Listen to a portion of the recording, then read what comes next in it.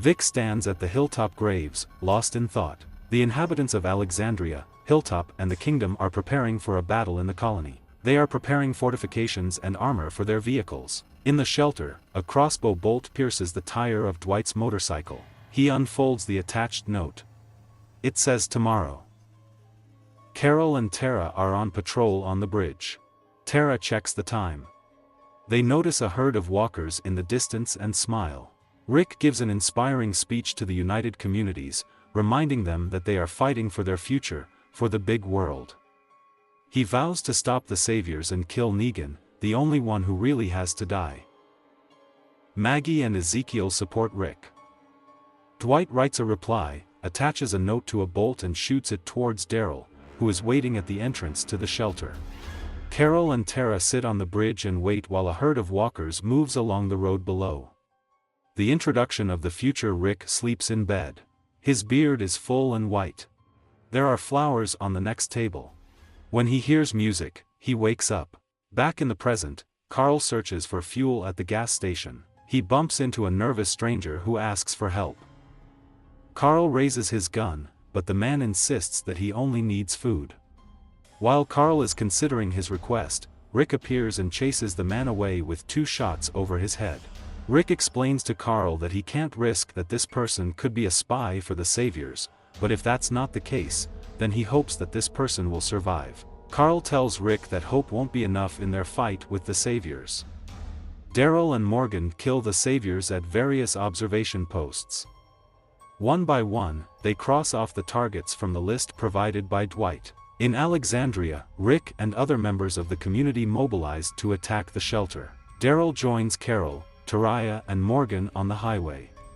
Rick leaves Alexandria with a caravan of vehicles converted for battle. Rosita watches from the porch, still recovering. Michonne and Carl stay behind with a few other residents. As they watch the procession of cars, Michonne tells Carl that this is his show. The safety of Alexandria is in his hands. On the way to the shelter, Rick stumbles upon a lone Savior standing guard. He stabs him and rummages through his things. The wounded Savior taunts Rick, telling him that he will kneel before the Saviors again and that his son will die. Enraged, Rick frees a walker tied to a nearby electric pole and leaves him feasting on a dying man. Then he signals the caravan to continue on its way. The caravan stays in a large field, where members of all 3 communities are waiting for it. Diana reassures Andy of his safety while Tobin, Bertie and Daniel talk nearby. Aaron approaches Eric and asks if he prays. Scott and Freddie inspect the armored vehicles, and Jerry insists that Nit put extra armor on her chest. Alvara leads Shiva on a leash out of the Kingdom bus. Maggie insists on participating in the initial phase of the fight, despite being pregnant. And Ezekiel offers Maggie to meet with the Kingdom's doctor, but Jesus assures him that they will bring back Dr. Carson, who was previously abducted by the Saviors. Rick vows to relinquish the lead and follow Maggie after the fight ends. Carol, Daryl, Morgan and Tara are waiting on the highway until the herd arrives. They hurriedly leave the road. A moment later, the SUV they parked on the exit ramp explodes. Dwight sends a large team of rescuers to investigate the explosion. Daryl and Morgan are installing a wire across the street. They join Carol and Tara on the pedestrian overpass. The survivors shoot 2 snipers in the shelter while Dwight blithely enters inside. The caravan arrives at the front gate and parks to create a wall of metal sheets mounted on each car. Maggie gives the signal, and the group raises their weapons to the sky, firing in unison. Negan comes out with his lieutenants. The light plays on Rick's face. He looks at the stained glass window. In the future, white-bearded Rick gets out of bed and finds Michonne in the dining room of their house in Alexandria. He approaches her with a cane, limping noticeably. Carl joins them. Back in the present, Rick tells Lieutenant Negan, Dwight, Simon, Gavin, Regina and Eugene that he will let them live if they surrender.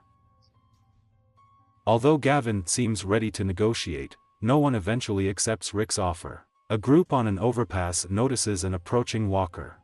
Negan tells Rick that he doesn't have enough numbers to win the fight against the Saviors.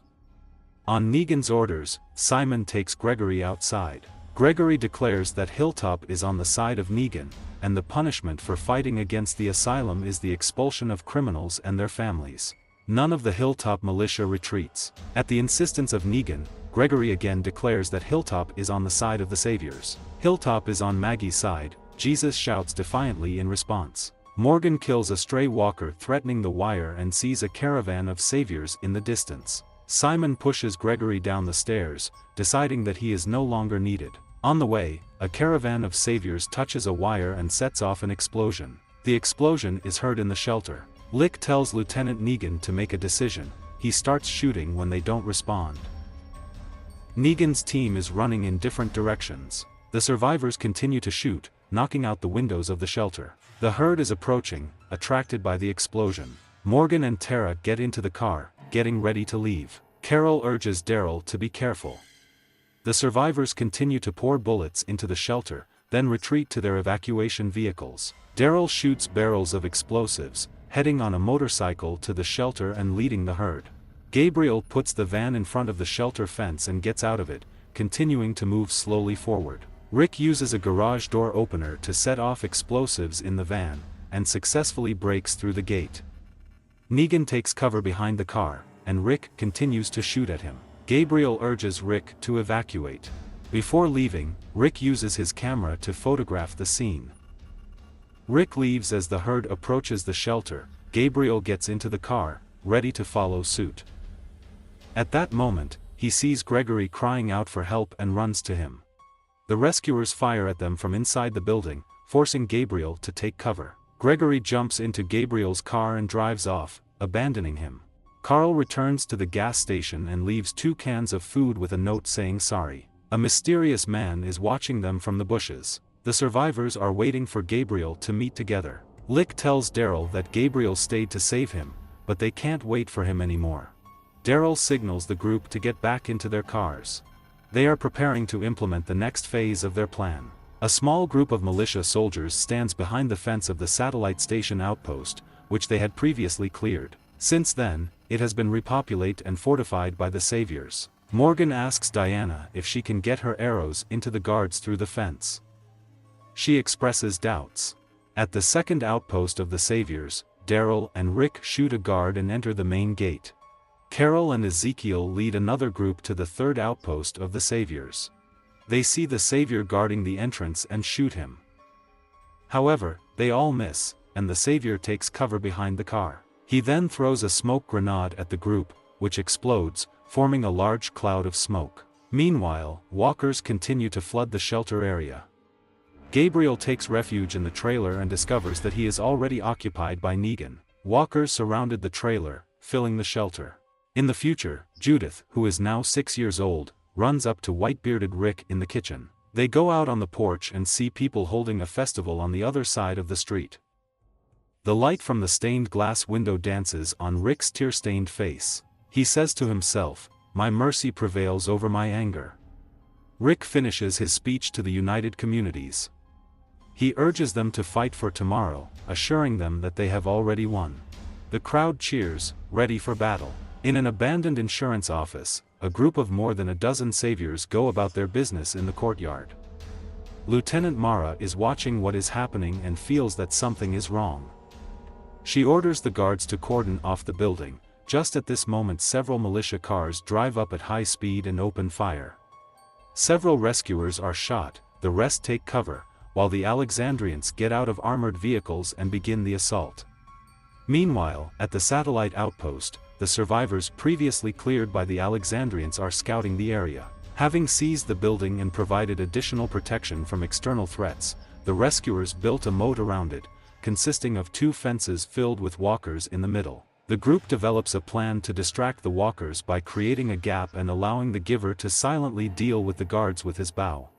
In another place, Carol and Ezekiel lie stunned by the explosion of a grenade thrown by an observer. While they are recovering, they are attacked by walkers, and they manage to deal with them with the help of the people of the kingdom accompanying them.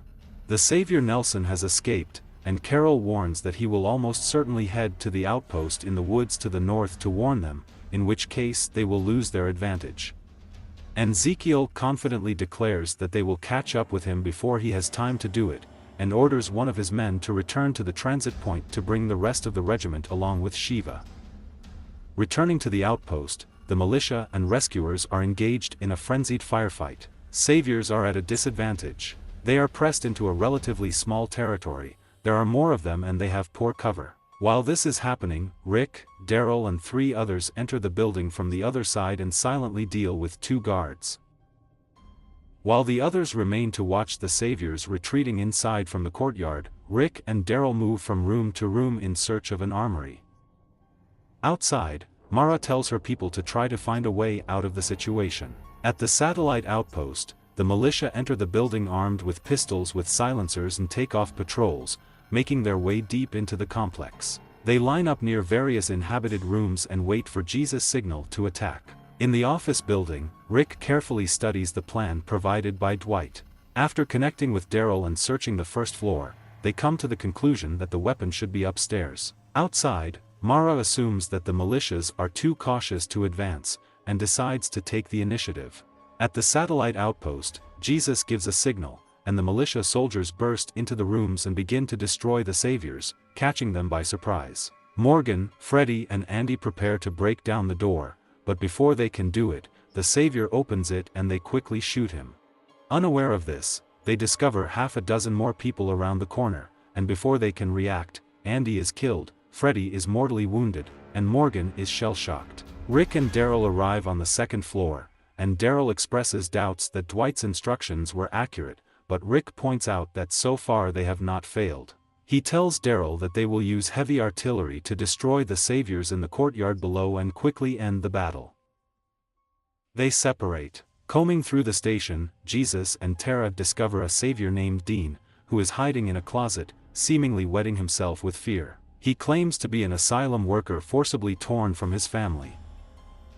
Jesus decides to show mercy and let him live, but Tara is furious, wanting to kill all the Saviors out of revenge for Denise. Outside the room, Diane, Oscar and the others have been pinned down by the Saviors, and a gunfight distracts them. Before Dean can shoot Tara, Jesus quickly disarms him using his martial arts skills.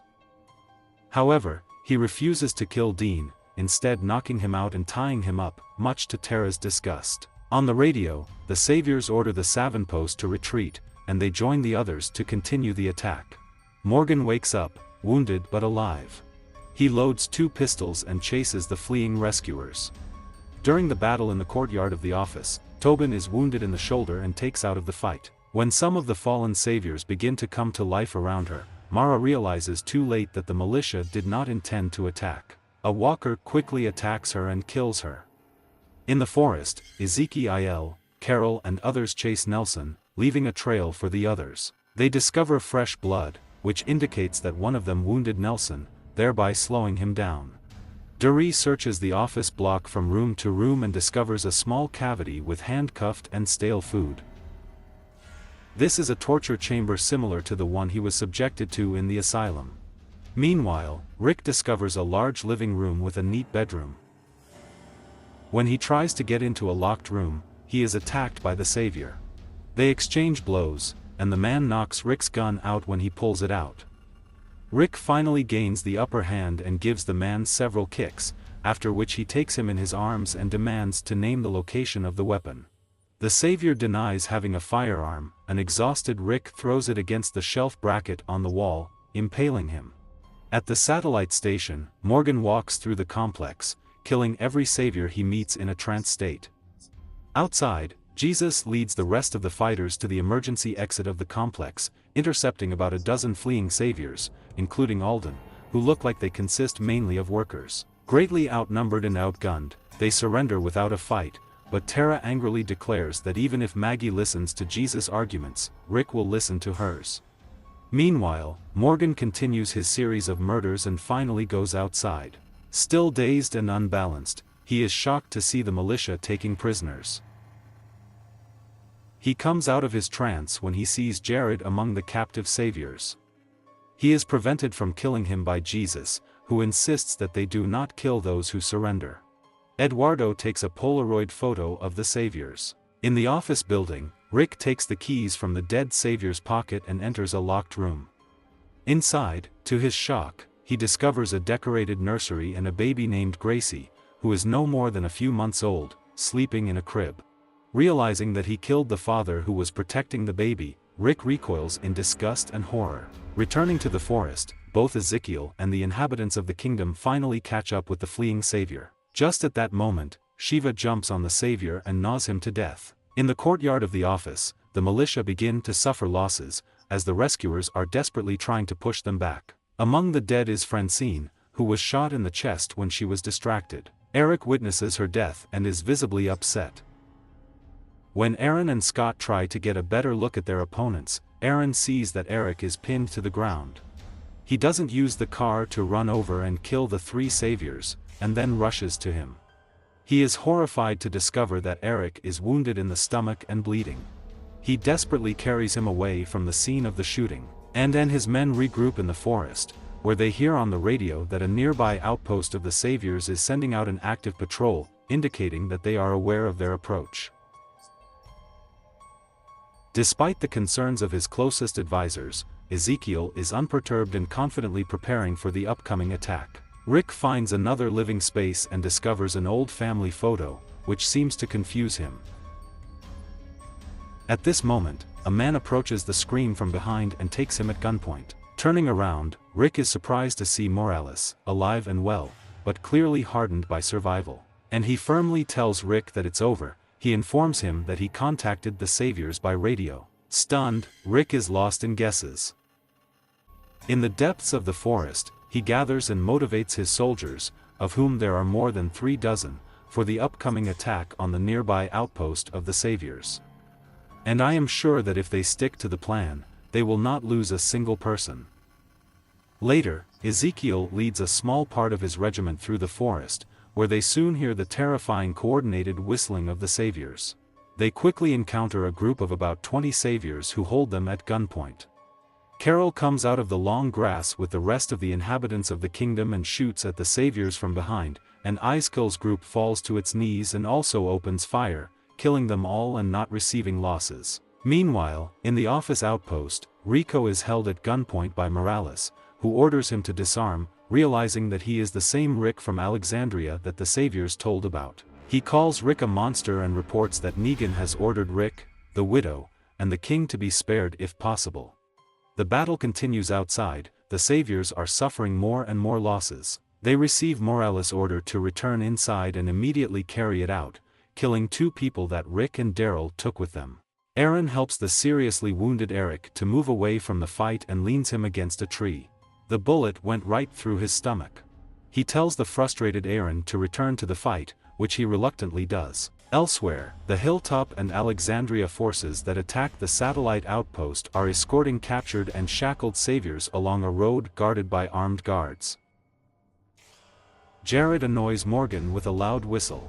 Jesus notices that they are not far from the hilltop, but Morgan is still angry about the decision to spare the lives of the saviors. Jesus insists that it was the right thing to do regardless, telling him that no matter what they did, they are still human.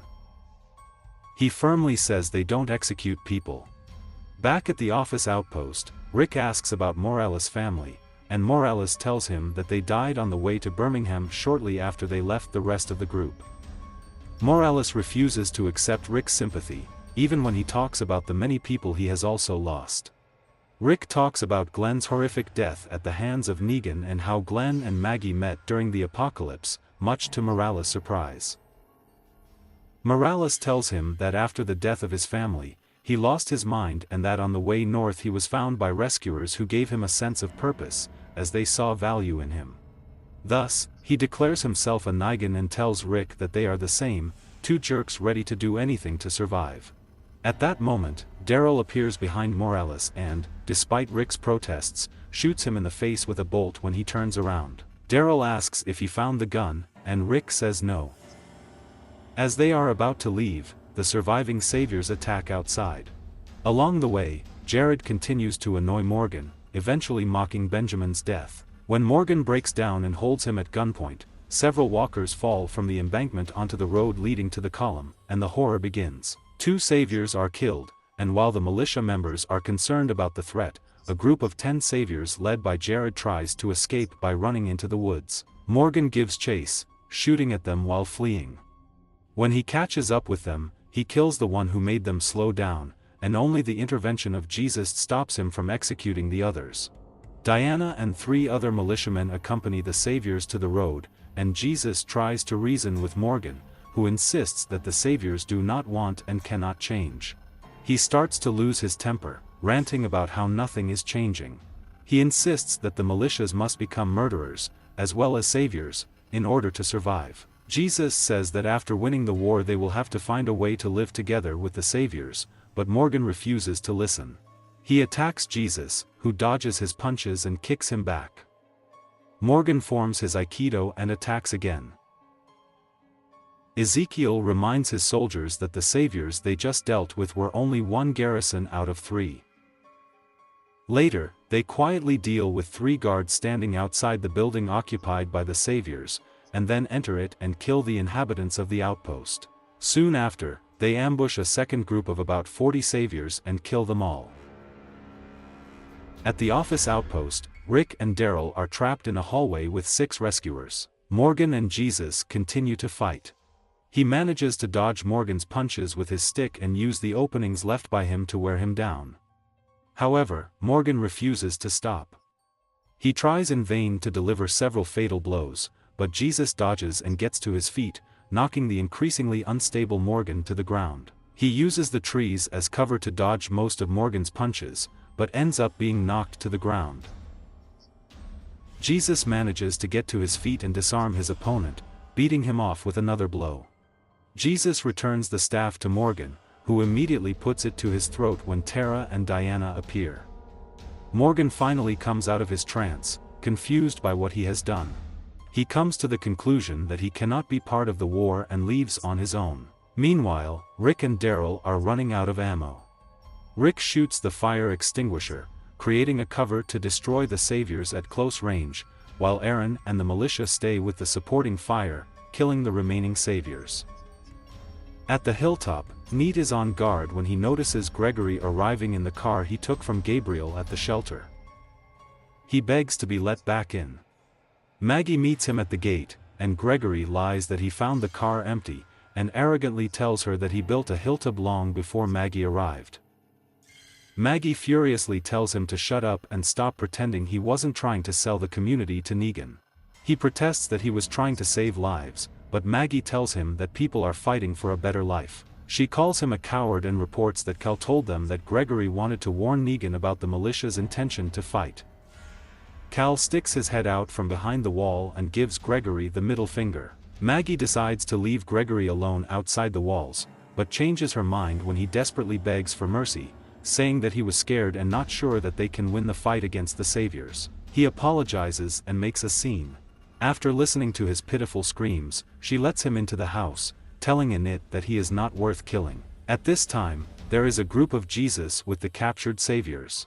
Gregory immediately insists they can't stay, but Maggie sends him away while she talks to Jesus.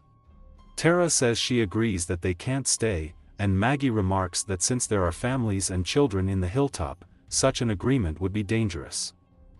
Jesus insists that they cannot kill those who have surrendered and plans to keep them under armed guard in 2 empty trailers. The battle in the office ends. This is the victory of the militia. Numerous revived saviors are defeated.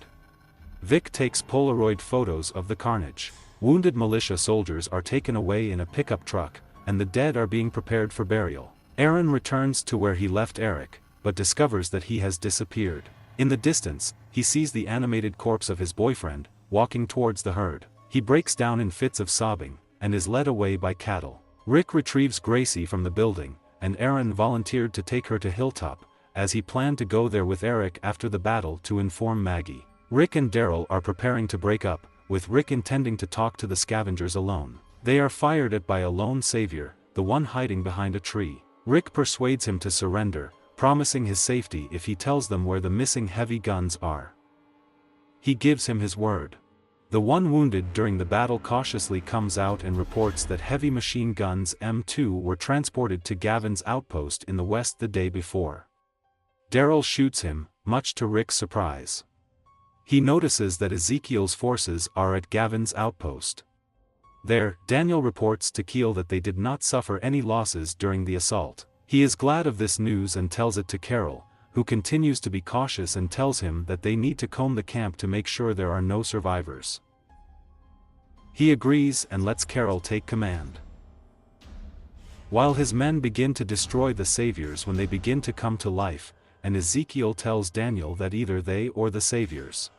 He notices a window in one of the buildings and realizes that they are being watched. He shouts for his troops to run away when the rescuers begin showering them with bullets from heavy machine guns M2. His closest advisors quickly knock him to the ground, covering him from a hail of bullets, as they themselves sacrifice their lives during an ambush. In the flash about the kingdom, we see how they are preparing for the upcoming war with the saviors. Ezekiel puts on his royal attire before meeting with the townspeople.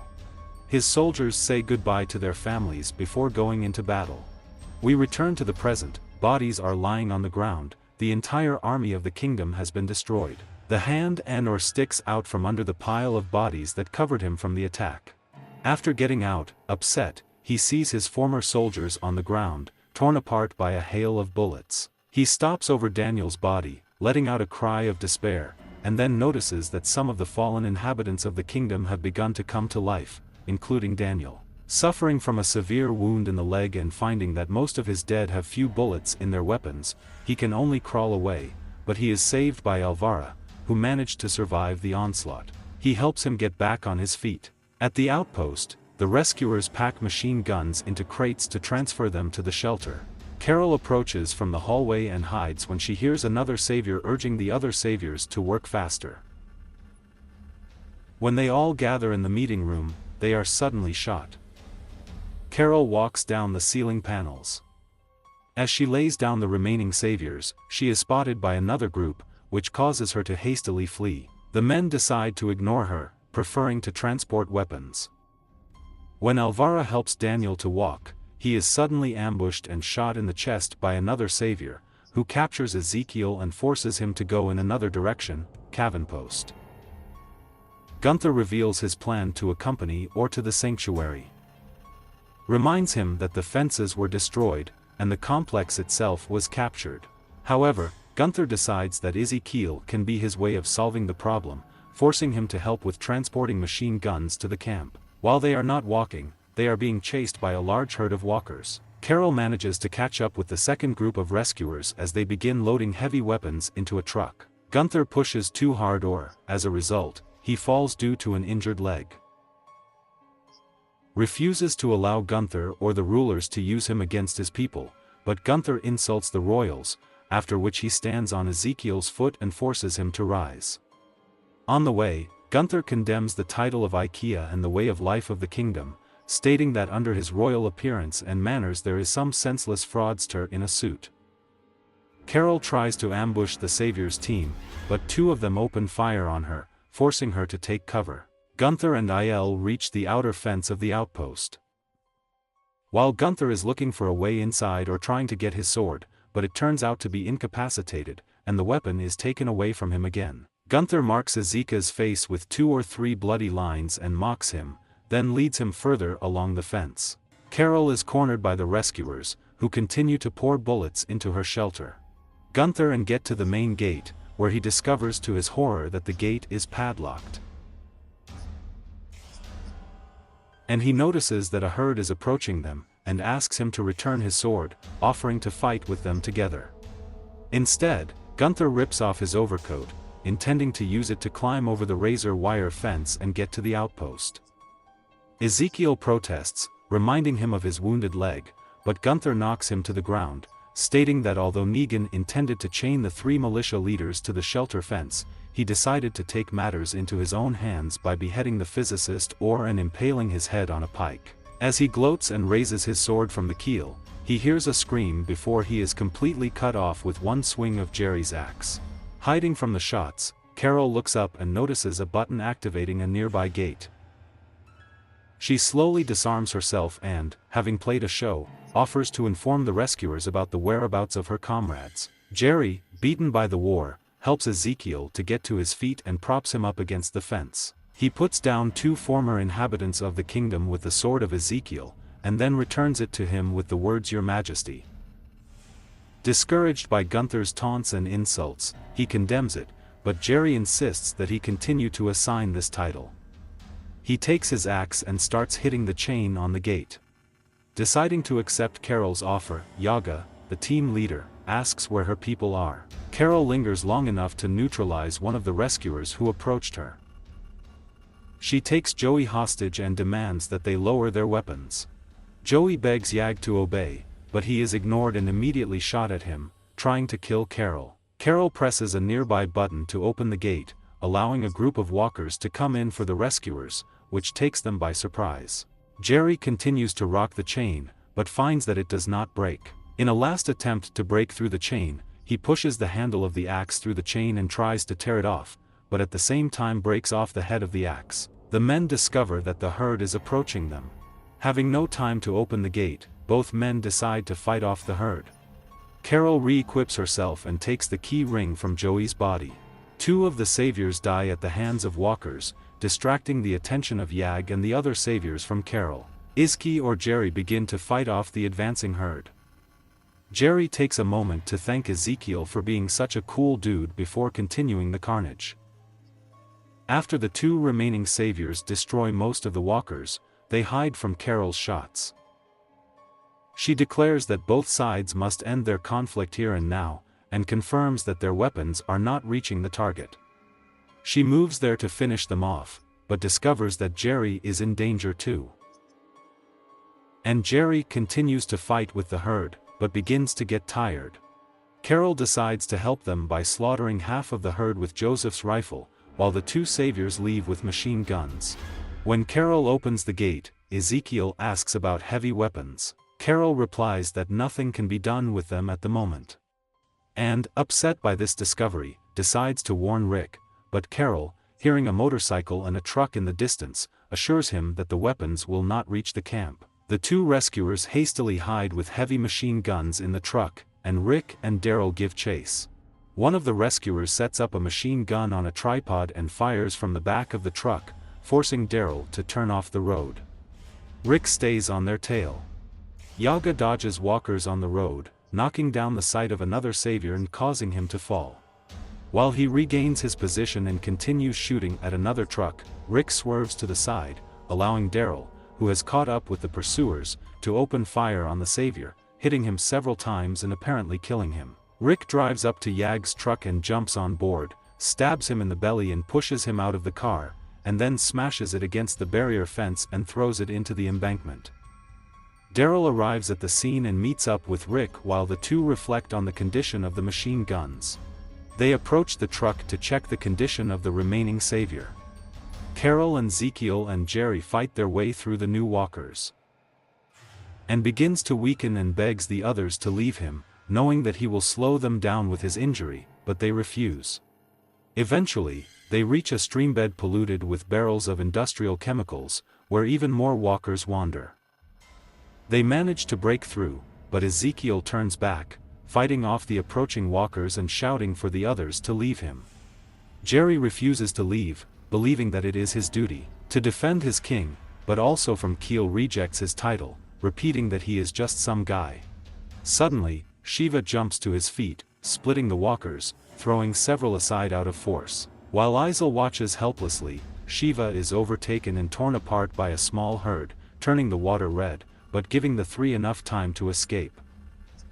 And she breaks down, completely devastated by the loss of her beloved friend and comrade. The three return to the kingdom beaten, bruised, and broken. The assembled residents of the city learn that Ezekiel, Carol, and Jerry are the only survivors of the fight. And he can't find the words and is unable to address the grieving crowd, limps to his room. In the flashback, Gabriel prays in a church in Alexandria. He tells God that he is afraid of a fruitless death and asks for a goal. In another flashback, before Rick's attack on the shelter, Simon finds Gregory sleeping at breakfast and summons him to the Savior's meeting room. Gregory meets with Negan and his lieutenants and offers to help the Saviors by expelling any Hilltop resident who joins Rick's alliance. Negan doubts Gregory's true loyalty and doubts that he has any influence over the residents of Hilltop. Simon supports Gregory's plan, offering to support his return to the hilltop and kill everyone who does not join. Negan stops him, explaining that people are a resource, they must remain tactful and focus on killing the right people. Negan plans to capture Rick, Maggie and Ezekiel and kill them publicly and bloodily. The meeting is interrupted by the sudden sound of gunshots. Negan looks out the dirty window and sees Rick's army. He goes out to greet the guests, and his lieutenants follow him. Back in the present, Negan and Gabriel hide in the trailer after the attack on the shelter. The walkers are tirelessly pounding on the walls, trying to get inside. Negan asks Gabriel why he helped Gregory. After some reflection, Gabriel comes to the conclusion that they were destined to be in the trailer together. "I think I'm here to accept your confession," he says. On the road, Rick and Daryl question a dying Jag after his truck left the highway.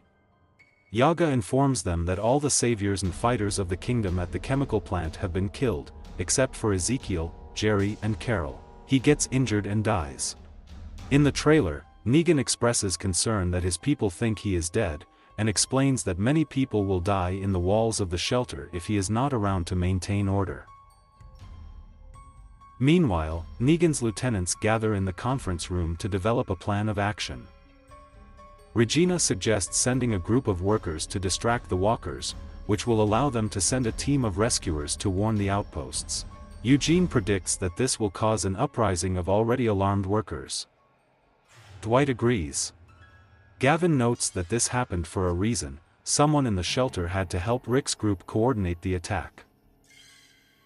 Eugene knocks on Dwight's apartment door and thanks him for taking his side at the meeting. Inspecting the surroundings, he takes a freshly painted figure from Dwight's chessboard and stains his fingers with red paint. Back in the trailer, Negan shares with Gabriel some of his philosophical views. He explains that everyone has weaknesses and that there were many weak people in the shelter before he came to power. Their previous leader allowed people to be weak, and Negan made them strong. Trying to get Negan to open up, Gabriel asks him if he had a wife before the fall, and this question seems to touch him to the quick. Taking advantage of the fact that Negan is upset, Gabriel snatches the gun from him. Negan fights back, and Gabriel runs into the next room, slamming the door behind him. A walker breaks through the trailer wall. Negan smashes Lucille's head on him and tells Gabriel it's time to leave. Back on the road, Rick and Daryl find explosives in Iago's overturned truck. Daryl develops a plan to force the saviors to surrender. He suggests using explosives to blow up one of the walls of the shelter, which will allow walkers to break inside and absorb this place. Rick rejects the idea, fearing it would endanger innocent workers and their families. Daryl leaves with dynamite, intending to carry out the plan on his own. Rick knocks him to the ground. In the shelter, Eugene is playing video games in his room, and then the electricity goes out. While Rick and Daryl are fighting, Rick throws a bag of dynamite towards Iago's truck. Dynamite explodes, and two men look at the burning wreckage. Rick unsuccessfully tries to start his Jeep. Daryl drives up on his motorcycle and negotiates with Rick. Rick says he will meet with Daryl after he completes the last step of their plan. Negan drags the dead walker into the trailer and urges Gabriel to run with him, saying that their chances of getting to the shelter are much higher if they work together. Gabriel agrees to accompany Negan if he confesses. Gabriel talks about his biggest sin: he locked his parishioners in a church in the early days of the apocalypse, leaving them to die. Negan finally tells Gabriel that before the fall, he cheated on his wife while she was ill. He says his weakness was that he couldn't put her down when she died after a fall. Negan cuts up the walker, and they are smeared with guts. Then Negan opens the door to the trailer, and the walkers stumble inside, ignoring them. Negan and Gabriel walk across the yard, not noticing the herd. Gabriel stumbles and attracts the attention of walkers. They fight the walkers together, making their way to the shelter. Negan's lieutenants gather in the conference room. Gavin deduces that the survivors must have overthrown the Savior's outposts because none of the transport trucks appeared on the roads. Laura warns them of an approaching group of workers. The lieutenants discover a crowd of workers standing in the corridor. Simon orders them to return to the factory floor. The workers say it's too hot in the factory and complain that they don't have enough food and water. One of the workers asks if Negan is dead, and the crowd becomes increasingly noisy when Simon evades the answer. Regina shoots a worker who pulled out a gun and proclaims, "I am a Negan," trying to restore order. There is silence when Negan enters the hallway with Gabriel at the ready. Negan assures everyone that he is not ready to die, and says that the Saviors will do what they always do. Negan orders his men to take Gabriel to the cell. Negan meets with his lieutenants. Laura and Rad bring a bag of weapons they found at Rick's army and report that the weapons were from the Savior's armory. Eugene notices the red paint on the bag and associates it with Dwight's red chess pieces. As Rick walks down the road, he sees a helicopter in the sky. He continues on his way, his confusion growing. At the shelter, Negan takes Eugene aside and offers to reward him if he can find a solution to the problem of the herd surrounding the shelter, or kill him if he can't. At the dump, a guard notices Rick approaching and whistles to other scavengers. Eugene goes to Gabriel's cell and welcomes him to the shelter. He opens the door and sees Gabriel curled up in a ball and sweating profusely. Gabriel mutters that they have to get Dr. Carson out of the shelter. He is Maggie's doctor, and she will need his help. Eugene looks at Gabriel, unhappy with the way the situation is unfolding. On a deserted road, Rick finds 2 letters hidden in a small pile of garbage. Meanwhile, in the kingdom, messengers deliver 2 letters to Carol with reports from the fighters of Alexandria and Hilltop. In Alexandria, Tara and the Alexandrian fighters return home. She passes 2 letters to Michonne and Carl with reports of the battles at the outposts of the kingdom and Hilltop. And at the Hilltop, Aaron returns with baby Gracie and passes 2 letters to Maggie. Recipients read letters reporting battles at outposts and the state of other communities. In her messages, Maggie tells how Jesus brought the Saviors back to Hilltop as prisoners. Carol's note from the kingdom tells that during the attack on the Saviors' outpost, everyone died except herself and Ezekiel and Jerry. In his letter, Rick says that their plan is working. The walkers have surrounded the shelter, and their snipers are on guard so that no one escapes. Meanwhile, conditions for those inside are deteriorating. He explains that he is going to carry out the next stage of the plan and meet with everyone at the shelter in 2 days to put an end to this. At the landfill, Jedi's is building a wire sculpture, but she is interrupted by 3 loud knocks at the entrance to the storage container. Unaware, she signals 2 guards to open the door. Jesus distributes food to the prisoners, Saviors chained up. Maggie reprimands him for wasting food on the Saviors, but Jesus defends his decision to feed the prisoners of war.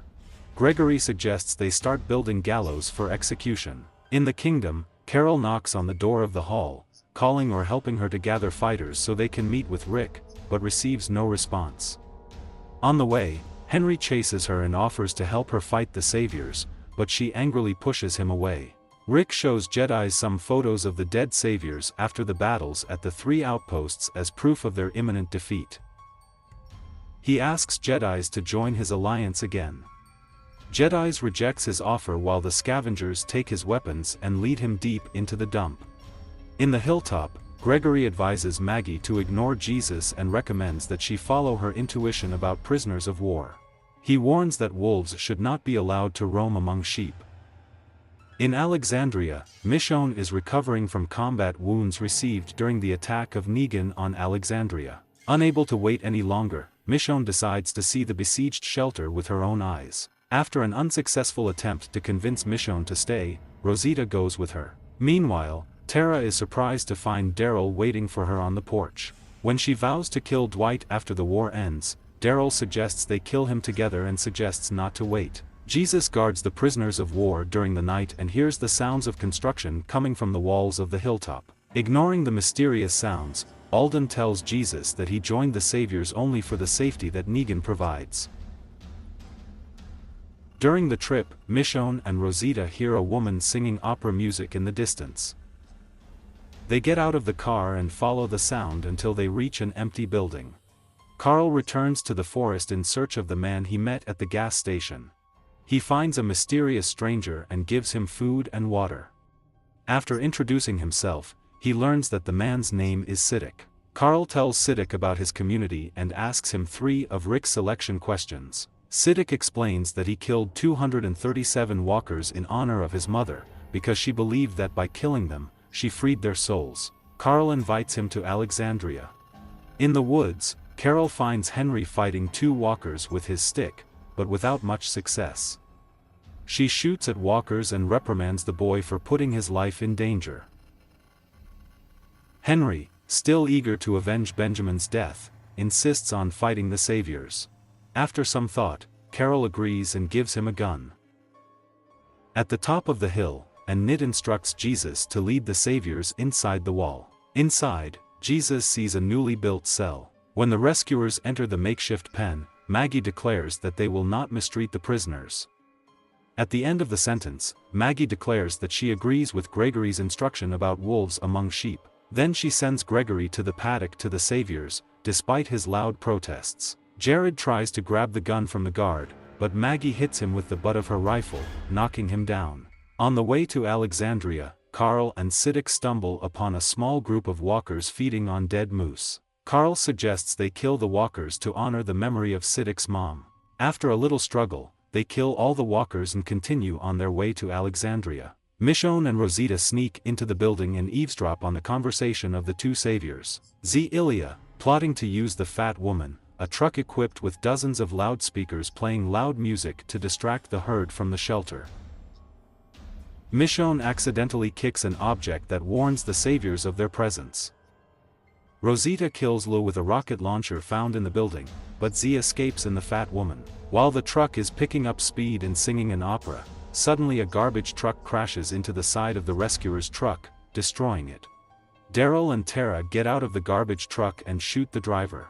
Michonne explains to Daryl and Tara that the saviors' plan has failed. Daryl declares that they still have a lot of work to do. Carol enters the audience of the kingdom and calls on Ezekiel to return to the role of the king, indicating that his people need him. And insists that after his failure, he can no longer play the role of their king, and asks Carol to leave him alone. In the POW pen at Hilltop, Jared is quietly trying to free his bound hands by slowly cutting the rope with a rock. Alden, worried that Jared will kill them, knocks the stone out of his hand. Jared grins, predicting that they will be able to take over the hilltop. Gregory watches this in silence. In the library, Aaron shares his feelings of loss with Maggie, who understands his pain firsthand. Jesus stays with the news and reports that Gregory is in the process of sucking up to the saviors. Jesus thanks Maggie for saving the prisoners of war, but Maggie dissuades him, saying that the captives will be good hostages for trading in the future, and warns Jesus that they cannot leave any unsold savior alive. Annette sees Aaron getting into the car and asks where he's going. "To make sure we win," he replies. She agrees with his opinion and joins him. Daryl's group parks close enough to the shelter that Michonne can watch the siege through the scope. Daryl declares that they will end this now. At the landfill, Jedi's writes a letter on the door of the storage container. Inside, Rick sits in the dark, naked, alone, but calm. Rick is sitting in a dark container, thinking to himself when the doors open. Jedi's is standing outside with a camera. Rick informs her that the deal he offered remains valid. Jedi's starts photographing Rick's naked body from different angles. When asked, Jedi's replies that she is going to use these photos as references for a sculpture that she plans to create before the container doors close again.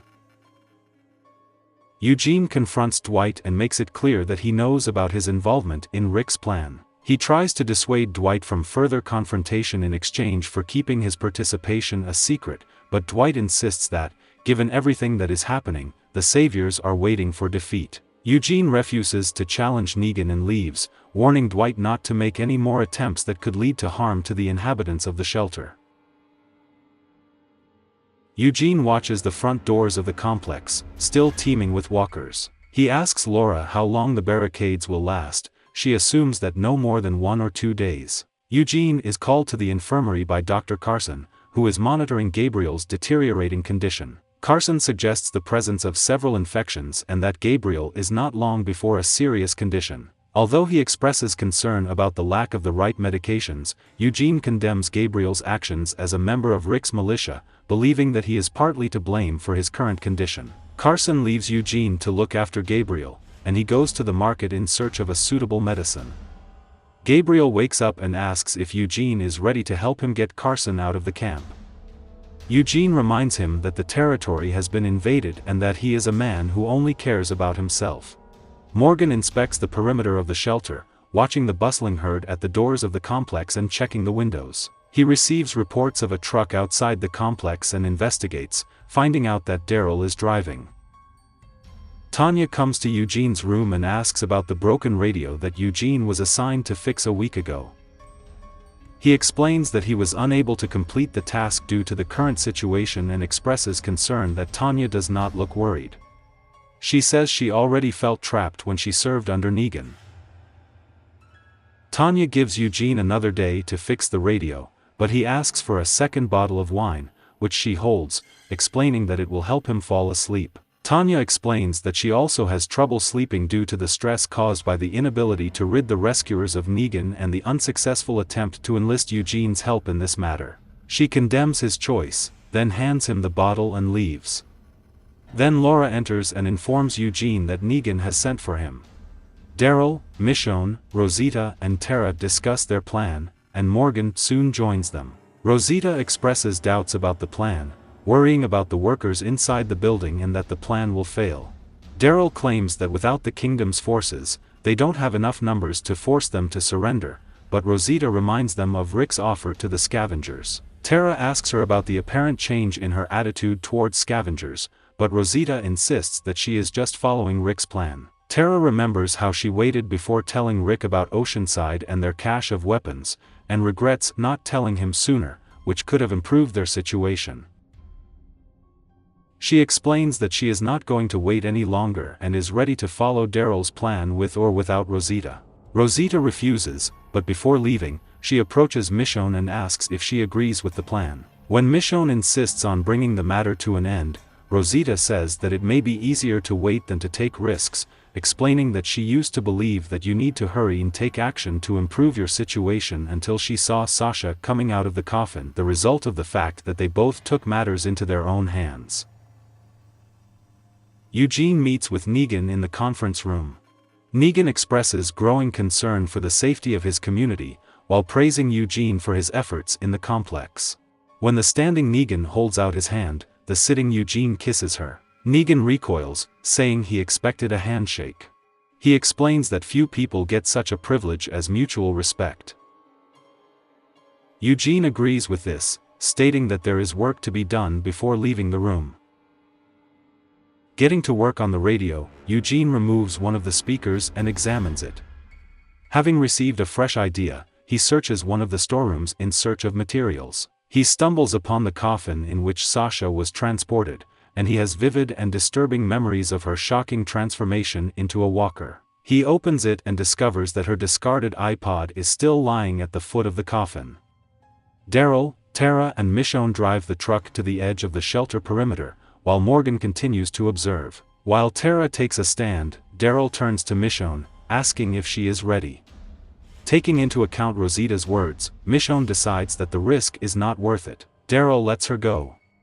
On one of the balconies of the shelter, Eugene installs his new device, a homemade drone with a speaker and an iPod, on a ramp leading outside and over a herd of walkers, hoping that the herd will follow the roaring music as he rises into the air.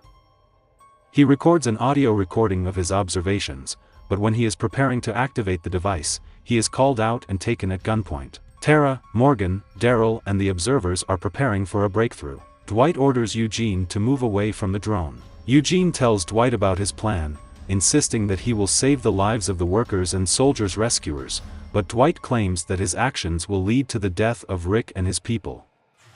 Eugene rejects the idea that they are his friends, but just former fellow travelers. Dwight tells him that the plan will save the lives of both the saviors and the militia, and that destroying Negan is the #1 priority and goal.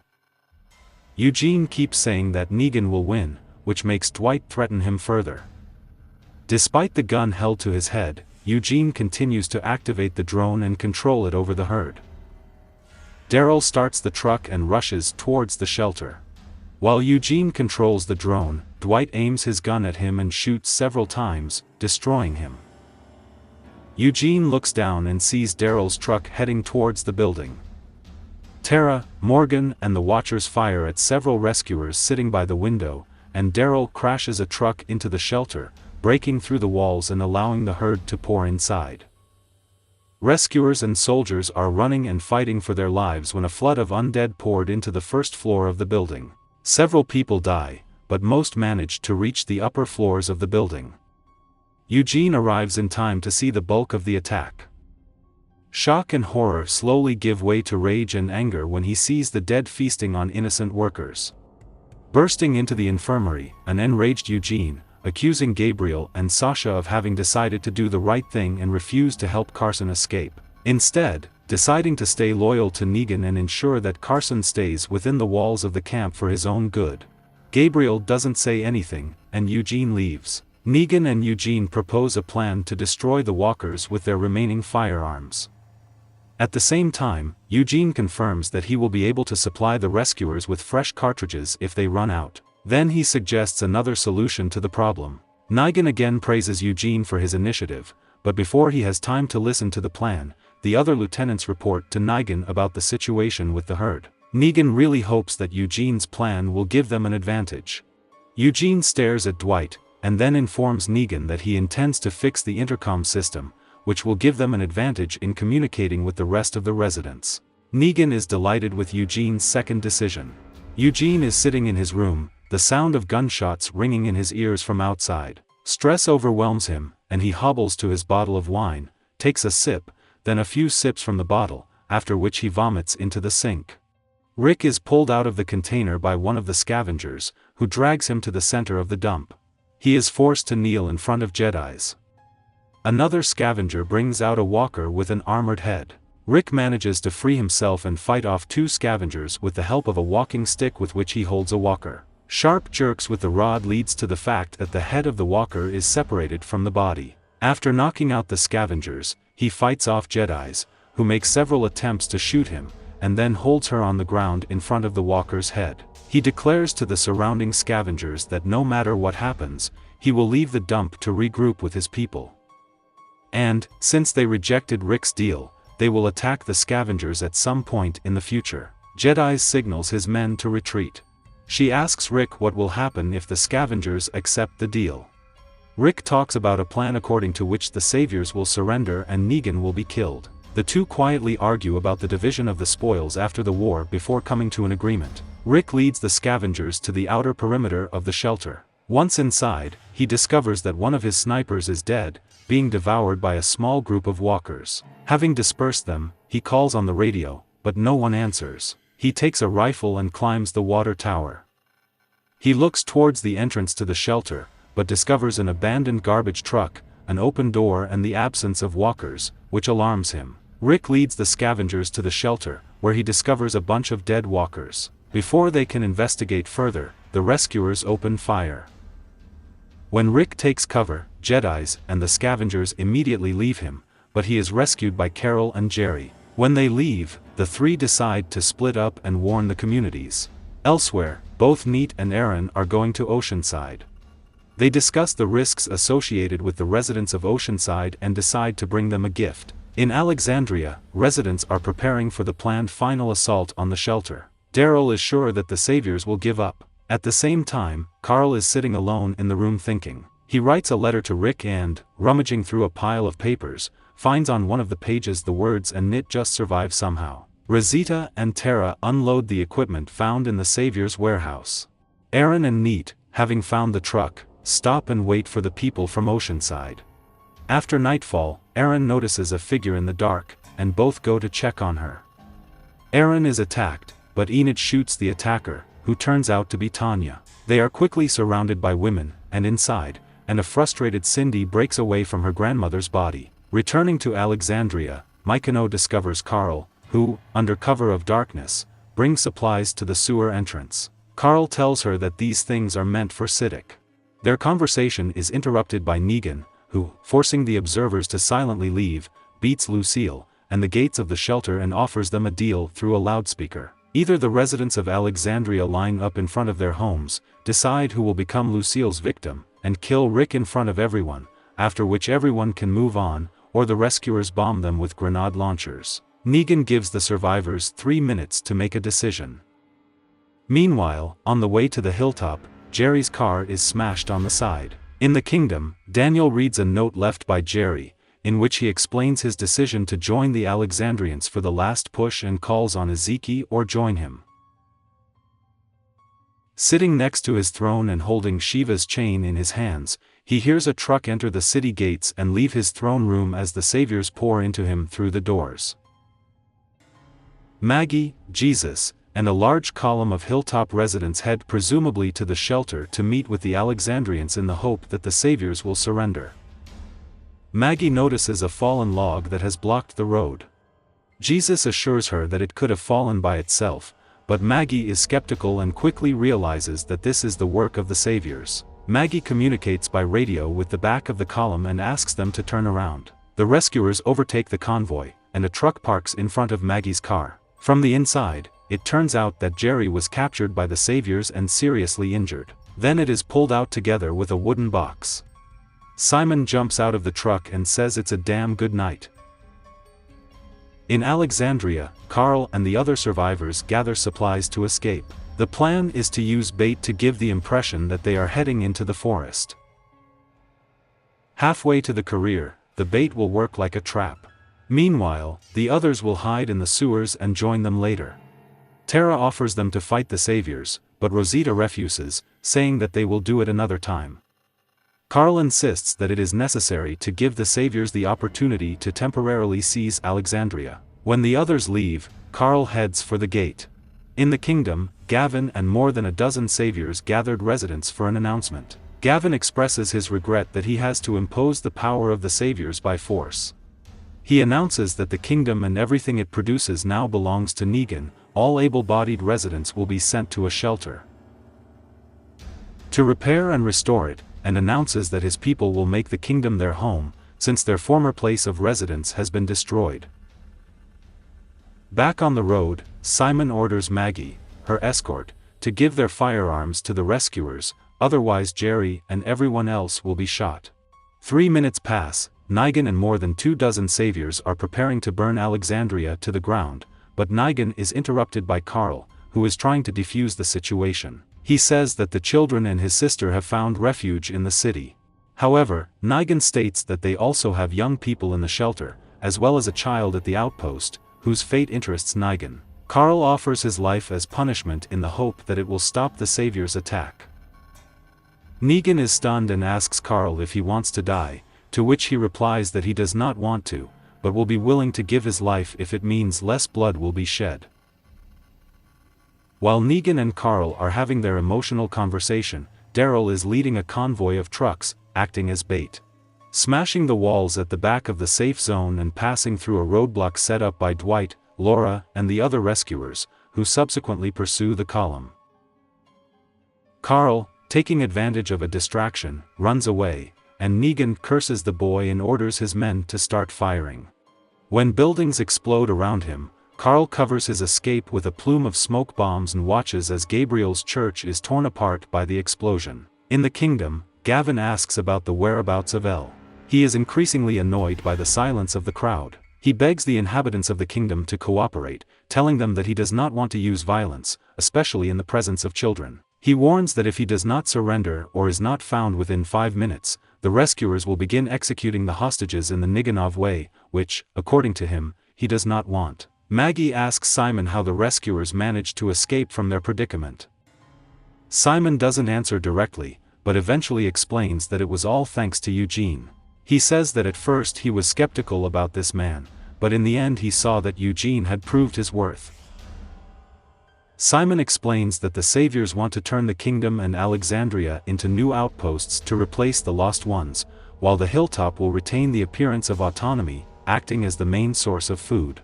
He then offers Maggie 2 options. Either the rescuers kill Jerry on his knees, drag Maggie to the Hilton in a wooden box, kill Maggie in front of everyone, put her head in front of the shelter as a warning to other troublemakers. And finally, the saviors lead a herd of walkers to the hilltop and perform the same trick that Rick and Maggie's people tried to pull off against the saviors.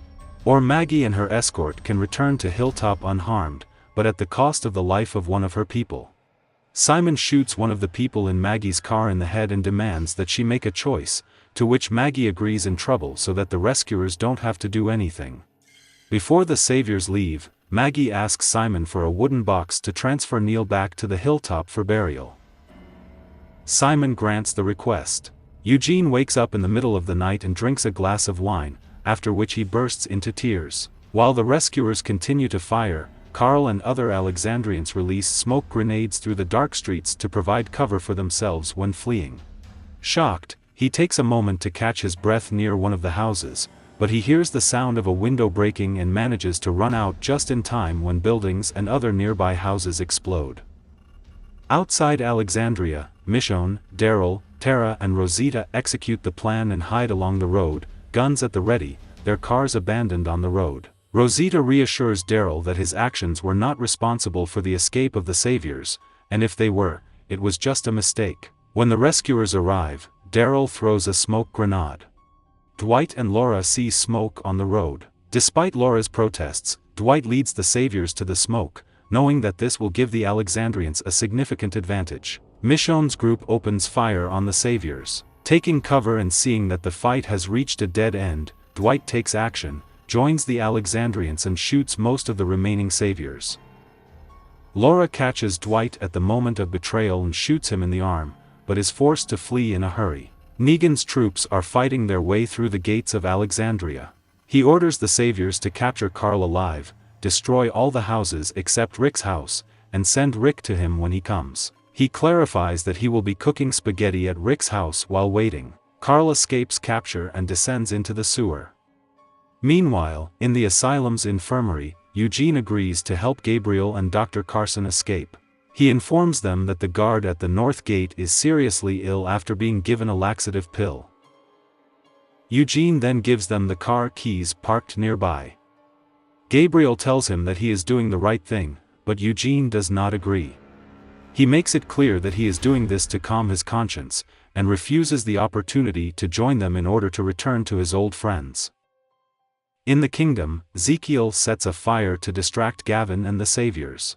He hijacks the bus and parks it between the inhabitants of the kingdom and the saviors, allowing the inhabitants to run out of the gate. Carol arrives at the community and tells the Beale to take everyone to her safe house 2 miles away. As soon as the members of the community are outside the perimeter, Ezekiel locks the gate from the inside. He turns around and surrenders to Gavin.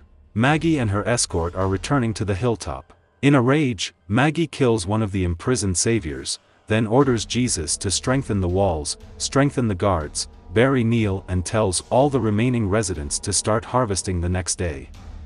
She declares that the hilltop will be the last place in this war.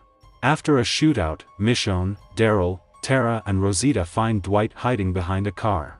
He tells them that he let them escape from Alexandria easily and drove the saviors into their trap. Daryl, still feeling guilty, asks Dwight if his impromptu plan allowed the rescuers to escape from the shelter.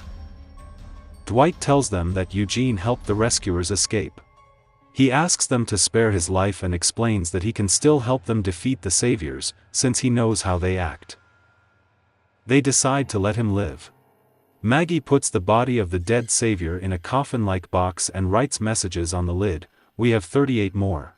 She orders Cal to leave the coffin where the rescuers will find it. Grabbing Ezekiel, Gavin laments that their working relationship is over and that now many more people will die because of the uprising.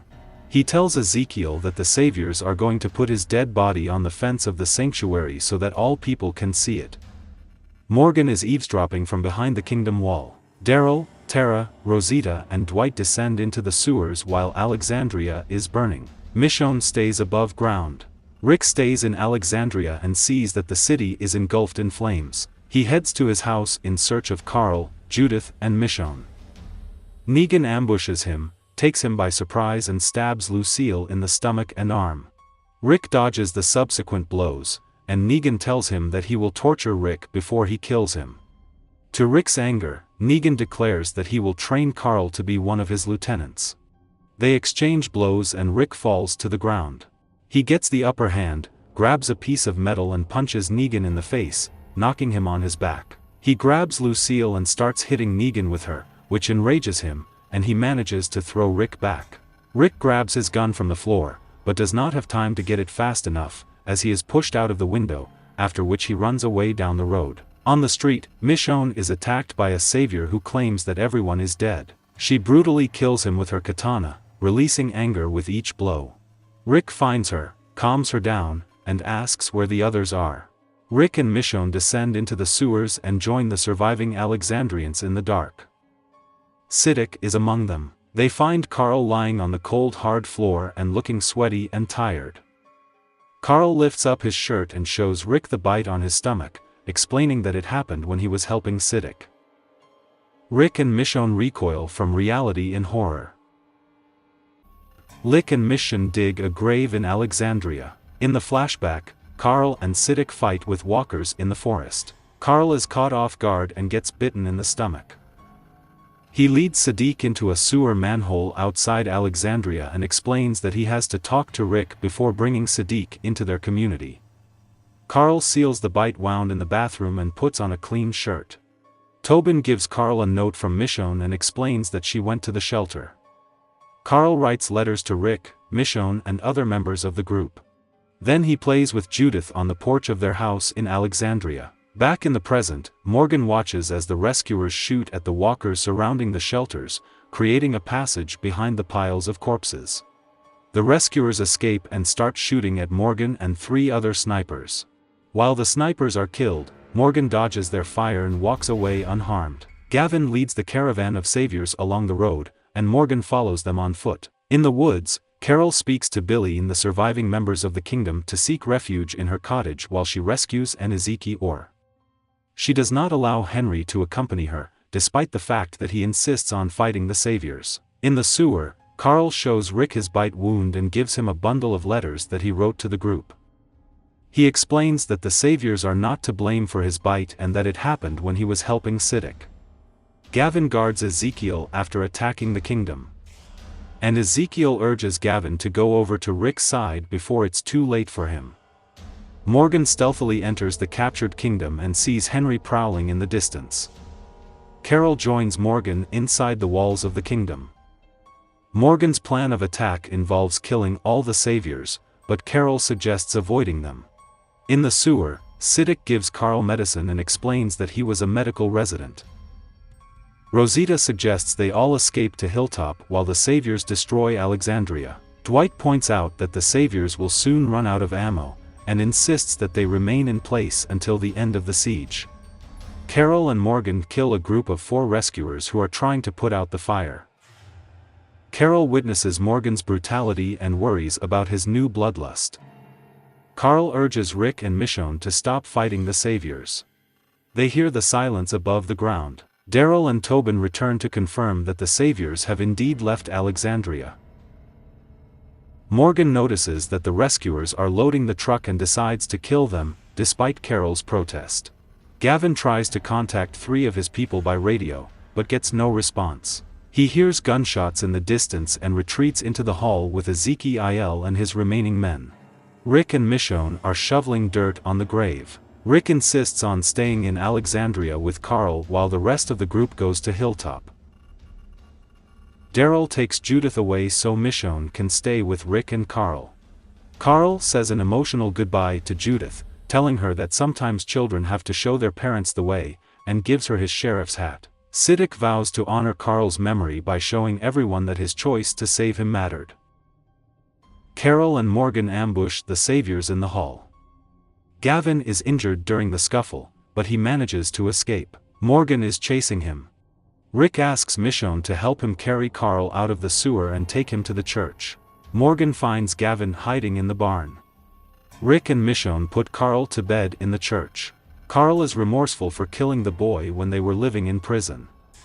Morgan pushes Gavin to the ground, and Gavin begs Morgan to spare his life and insists that Rick's group will not be able to defeat Negan. Rick tries to absolve Carl of the blame for the boy's death. Carl points out how easy it was to kill another person. Gavin tells Morgan that killing him won't change anything, and Morgan lifts Gavin to his feet. Carl explains that Rick's decision to stop fighting and accept survivors into prison played an important role in his formation. And Ezekiel urges Morgan to let Gavin live. Rick reminds Carl that the war against the Saviors is different from their situation in prison, but Carl is convinced that they shouldn't kill all the Saviors. Carol urges Morgan to spare Gavin's life. Morgan is shocked and crying. Morgan is surprised when a fighting stick pierces Gavin's throat from behind. When Gavin falls, it turns out that Henry was the killer. Carl describes his vision of a peaceful future in which an aged white-bearded Rick lives with Judith in prosperous Alexandria. Rick promises to bring Carl's vision to life. Ezekiel calms Henry down and tells him not to look at Gavin's body. Carol scolds Henry for disobedience, but also assures Henry that everything will work out. Carl pulls out a gun and insists on shooting himself before he dies. He tells Rick and Michonne that he loves them. Rick and Michonne are waiting outside the church, where they hear a single suppressed shot. They bury Carl's body in the cemetery in Alexandria. In Carl's vision, Judith walks down the garden path in Alexandria and greets Negan, who is working with other members of the community. In the future, the light is dancing on Rick's face again, who is sitting under a tree in a large open field and crying with blood on his hand. Two stained glass windows in wooden frames hang on the branches of the tree, which create a rainbow reflection on his face. Michonne and Rick continue to mourn Carl. While Michonne watches the destruction inflicted on the city, she deals with several walkers. She notices that more walkers are making their way to an open section of the wall and tries to seal it, but to no avail. The Face finds the dead savior and takes his walkie-talkie. Both return to their house, and Michonne notices two handprints painted in blue paint on the porch: Carl and Judith. She begins to show emotion by touching Carl's fingerprint, but then is forced to retreat into the house at the sight of approaching walkers. As the two prepare to leave the shelter in a van, Michonne notices that one of the gazebos is on fire and says that Carl used to sit on the roof. She and Rig take fire extinguishers and try to stop the fire, but are forced to escape from the onslaught of walkers and leave the burning building. They drive out of Alexandria and Michonne and once again looks at the sign hanging at the gate. Michonne offers to stop to read Carl's letters, but Rick refuses, still grieving. To his surprise, Michonne finds a letter addressed to Negan. Rick reveals his plan to talk to Jedis and persuade her to fight, knowing that since she and the scavengers were spotted following Rick to the shelter, they themselves have become targets. They stay in the landfill, but find themselves locked inside after the trap is triggered, resulting in a large pile of garbage falling and sealing the door. Michonne and Rick frantically dig through a pile of garbage, while the revived corpses of scavengers begin to flock to them. Negan tells Simon about the situation that has developed in Alexandria, impressed by Carl's efforts to help the residents. He asks Simon about what he did to the traveling residents of the hilltop. Simon reports that the situation has been resolved and asks about Gavin's band, which none of them have heard anything about. Negan sits Simon down and instructs him to deal with the scavengers. At first, Simon is thrilled at the thought of destroying his traitors, but Negan stops him, reminding him that they are still a valuable resource. He orders Simon to deliver only the standard message: kill one, spare the others, as a reminder that their former union is a deal that has become final. Simon claims that their methods don't work because Alexandria, Hilltop, the Kingdom and the scavengers don't seem to understand how serious the Saviors are.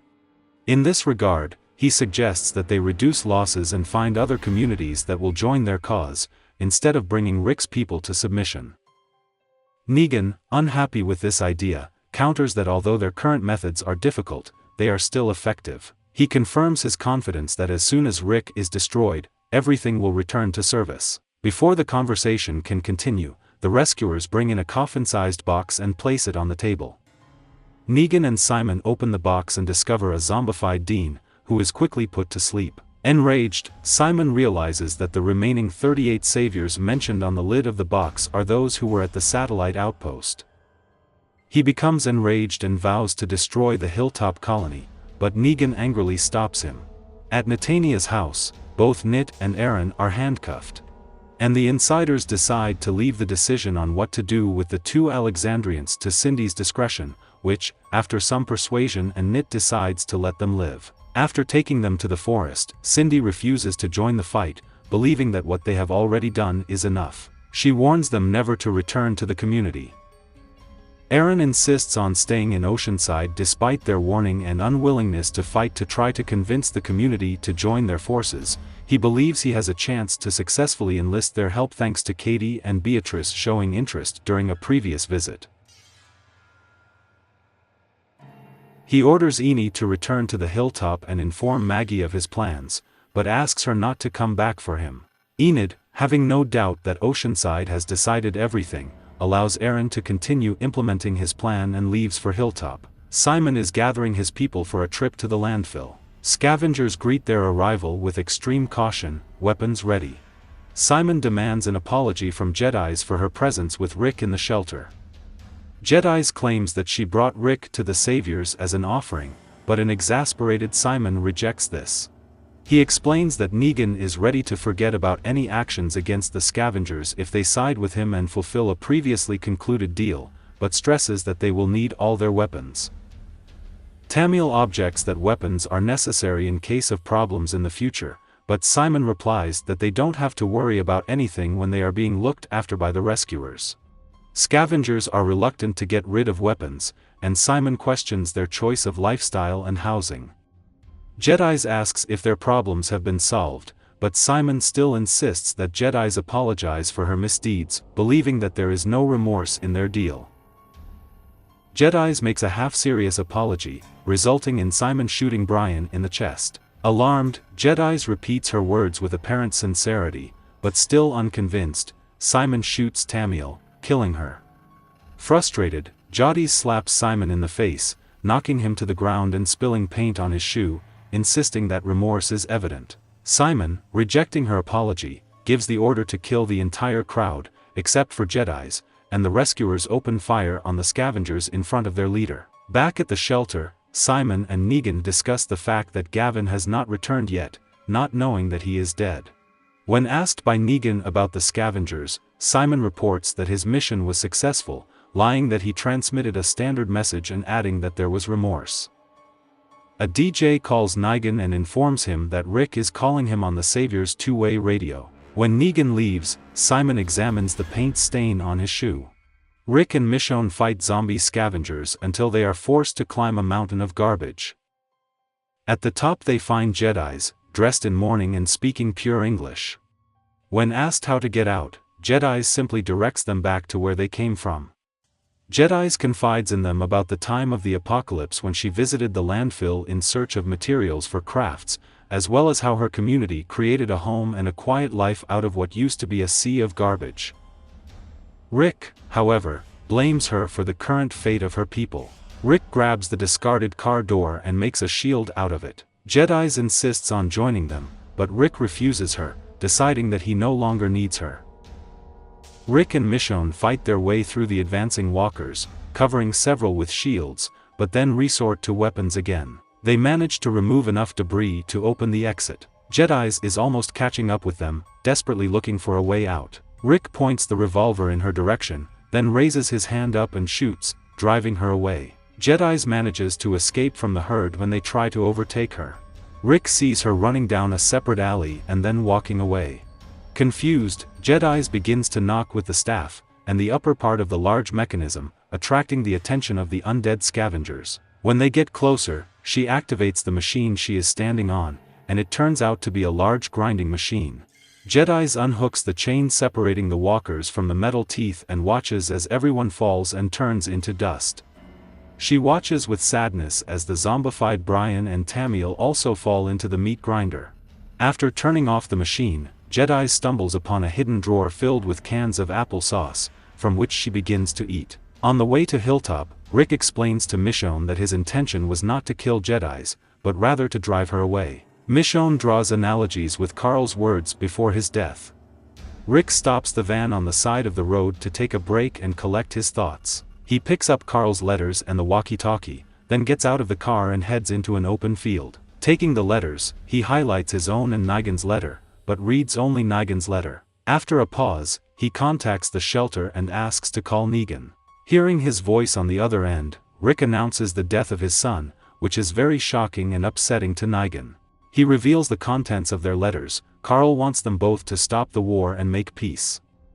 Rick, however, believes that peace is now impossible. Negan asks if Carl's death was the work of the Saviors, but Rick angrily denies it, explaining that he died trying to help someone. Negan sincerely repents, saying that Carl personified their future, but also repeats that Carl died because Rick, having led a rebellion against the Saviors, was not present to keep Carl. The patrol Save the Saviors receives a message about the disappearance of Carson and Gabriel. When they set out to search, Daryl leads the remaining Alexandrians and Dwight under the bridge and disappears from sight of the Saviors. In the forest, the group stumbles upon the Finder. Tara tries to deal with him, but lets him go to Dwight, claiming that he broke out of her arms. Dwight deals with him before the group moves on. Rosita and Daryl discuss the Savior's report and conclude that Carson and Gabriel are also heading to Hilltop. Elsewhere, Carson and Gabriel are sitting in a car, disoriented on the road and trying to determine their location on the map. Carson notices that Gabriel is shifting the map, trying to read it better, and worries that the infection may hit his optic nerves and blind him. When Carson tries to start the car again, Gabriel barely notices that a walker with an ankle chain is crawling next to them. After getting rid of the walker, Carson checks Gabriel's eyesight, whose condition is deteriorating. He condemns himself for allowing Gabriel to leave the asylum in his current state. Gabriel notices a noise coming from the forest, and the two go in search. They find an abandoned building with a metal panel swaying in the wind, but Carson is uncomfortable with this area. Alexandrians, having walked a considerable distance, rest in the forest. As Daryl and Rosita make their way back to cover their tracks, Tara, still vindictive, asks why Dwight is still alive. Daryl and Rosita agree that Dwight may still be a valuable employee, while Rosita decides to wait with him until they get to the Hilton. While Hilton is strengthening, Carol tries to relieve Morgan of his duties by offering to look after Henry and the captured rescuers. Jared tries to persuade Morgan to release them, but Henry speaks up, demanding to find his brother's killer. Carol sends Henry to Jerry while she talks to Morgan. Morgan asks why they can't just tell Henry who killed Benjamin. Carol counters that Henry, being a small child, is still vulnerable. Negan went to Eugene, disappointed that Eugene's efforts did not lead to a complete solution to the problem and that his two captives somehow escaped unnoticed, not knowing that it was Eugene's doing. Negan confirms that as soon as Carson and Gabriel are caught and taken to the shelter, he will find out about their escape. Then Negan appoints Eugene as the head of his outpost, a small team engaged in the manufacture of ammunition for the Saviors. Negan explains that bullets are a last resort if the survivors refuse to reconcile with the rescuers. Carson and Gabriel enter the log cabin. Gabriel finds a notebook and, trying to read it, comes to the conclusion that the hut was used as a radio station. While Carson is pessimistic about their chances of finding help through the station, Gabriel tries to find light in their situation. However, morale fades after Carson discovers that the radio operator, presumably committed suicide, has turned. Daryl, Rosita and Tara look at the various routes on the map that rescuers can take from the shelter to Hilltop, and come to the conclusion that most of their paths can be potentially dangerous. Dwight, however, points out that the alternative path through the swamp is forbidden by Negan because of the danger it poses to the Saviors. Silence falls on the group. When Tara realizes that they are going to walk through the swamp, she speaks out against this plan. The Alexandrians doubt Dwight's loyalty, fearing that he may turn against the militia just as he deserted from the Saviors. He claims that while he was killing his comrades, one of them managed to escape, and declares that he will not return to the Saviors, seeing that a price has now been set for his betrayal. He confirms his choice in favor of the militia, agreeing that everything that happens after the fall of Nig will happen to him. After listening to his words, Daryl agrees to go through the swamp. Maggie looks after Agressi until Diana enters the room with an inventory log. There is less and less food in the Hilltop, and Diane fears that rations will have to be cut even more in order to last the next week. The situation will worsen if we take into account the rations of the captive rescuers. Searching the room for something useful, Carson notices that Gabriel is sitting on the bed and trying to read a container of antibiotics. Carson understands that antibiotics are exactly what Gabriel needs to fight the infection. On the way to the swamp, Daryl and Dwight discuss Sherry and the possibility of finding her in the swamp. They approach the water's edge and discover that the murky depths are littered with decomposing walkers. Daryl gathers volunteers to help clear the swamp of infection. Dwight is not allowed, and Tara decides to stay to watch the group. Gregory talks to Maggie through a barbed wire fence, reasoning that he should be released for good behavior, but Maggie refuses to release him. Then Alden approaches them, who speaks on behalf of the other saviors and tries to come to an agreement, offering from time to time to give the prisoners freedom for a few minutes. Maggie again refuses and informs them that he deprives them of rations for several days, which greatly shocks the saviors and Gregory. The group continues to destroy walkers in its path, while Rosita is almost dragged under the water. Later, Daryl and Siddiq discover many gurgling corpses blocking their way forward. They move forward, quickly and carefully laying down every walker in their path. While the rest of the Alexandrians are waiting on the shore, Tara notices a small group of walkers in the trees. She asks a volunteer to help her remove them, and then throws the knife in Dwight's direction. Picking up the knife, he goes with the old one to the walkers. While giving Gabriel antibiotics, Carson performs another diagnosis and discovers that the temperature has subsided, but his vision is still weakened. He expresses concern that Gabriel doesn't seem too concerned about his situation. Instead, Gabriel remains true to his faith in God's plans for the two of them. Explaining his feelings, he accidentally knocks over the piggy bank he found earlier and discovers a bunch of car keys and a map of the area. Carson reads the map and discovers that they are actually not far from their destination. Dwight fights off the walkers with a knife, and Tara restrains them with her gun. As they walk forward, Dwight expresses remorse for the murder of Denise, agreeing that he may not be forgiven for what he did. After killing the last walker, Dwight turns around and sees that Tara is holding him at gunpoint. He tries to reason with her, explaining that his decision to switch sides was a sincere gesture. Tara, however, is fixated on the spot for Denise and makes several attempts to shoot Dwight while chasing him through the woods. They come to the clearing, but they are interrupted by a patrol of rescuers, and they are forced to hide in the bushes. Carson and Gabriel leave the cabin in search of a car. As Gabriel walks past the swaying metal sheet, he manages to make out a message written on one side. Warning about traps in the area. He does not have time to warn Carson, as he steps on a bear trap. At the sound of his screams, walkers begin to come running. Gabriel rushes to Carson while he fights off a small horde. He barely survives when Gabriel finds a revolver and hits the last walker with a lucky shot. When a patrol of saviors passes by, Tara continues to hold Dwight at gunpoint. She then turns her attention to a patrol that is approaching their position. Trying to distract their attention, Dwight makes himself felt by explaining that he survived an ambush near Alexandria. He asks about Laura, but he finds out that nothing has been heard about her. He then leads a patrol in the opposite direction from the swamp, claiming that he has not seen a single Alexandrian crossing the area. Tara turns to leave and discovers Rosita, who has followed the couple. She asks why she didn't try to stop her, to which Rosita explains that she would also pursue him to the end. Back in the swamp, Daryl gives vent to his anger, berating Tara for letting Dwight go, and risks betraying their group to the saviors. Tara is convinced that Dwight has changed for the better, seeing how Dwight is trying to distract the saviors from their whereabouts. Daryl remains unconvinced, but does not want to continue the conversation and leads the Alexandrians through now clear water. Gabriel helps Carson into the jeep. Carson thanks Gabriel for his help, but their moment is interrupted by the presence of the rescuers, who were attracted by Carson's shots, and the two are captured. Gabriel again remains faithful that God has a way for them. Carson agrees with him and grabs one of their weapons. He does not have time to shoot, as he is shot down by another savior. Disappointed that they have lost another doctor, the rescuers retreat back to the shelter, and the murdered Gabriel sobs.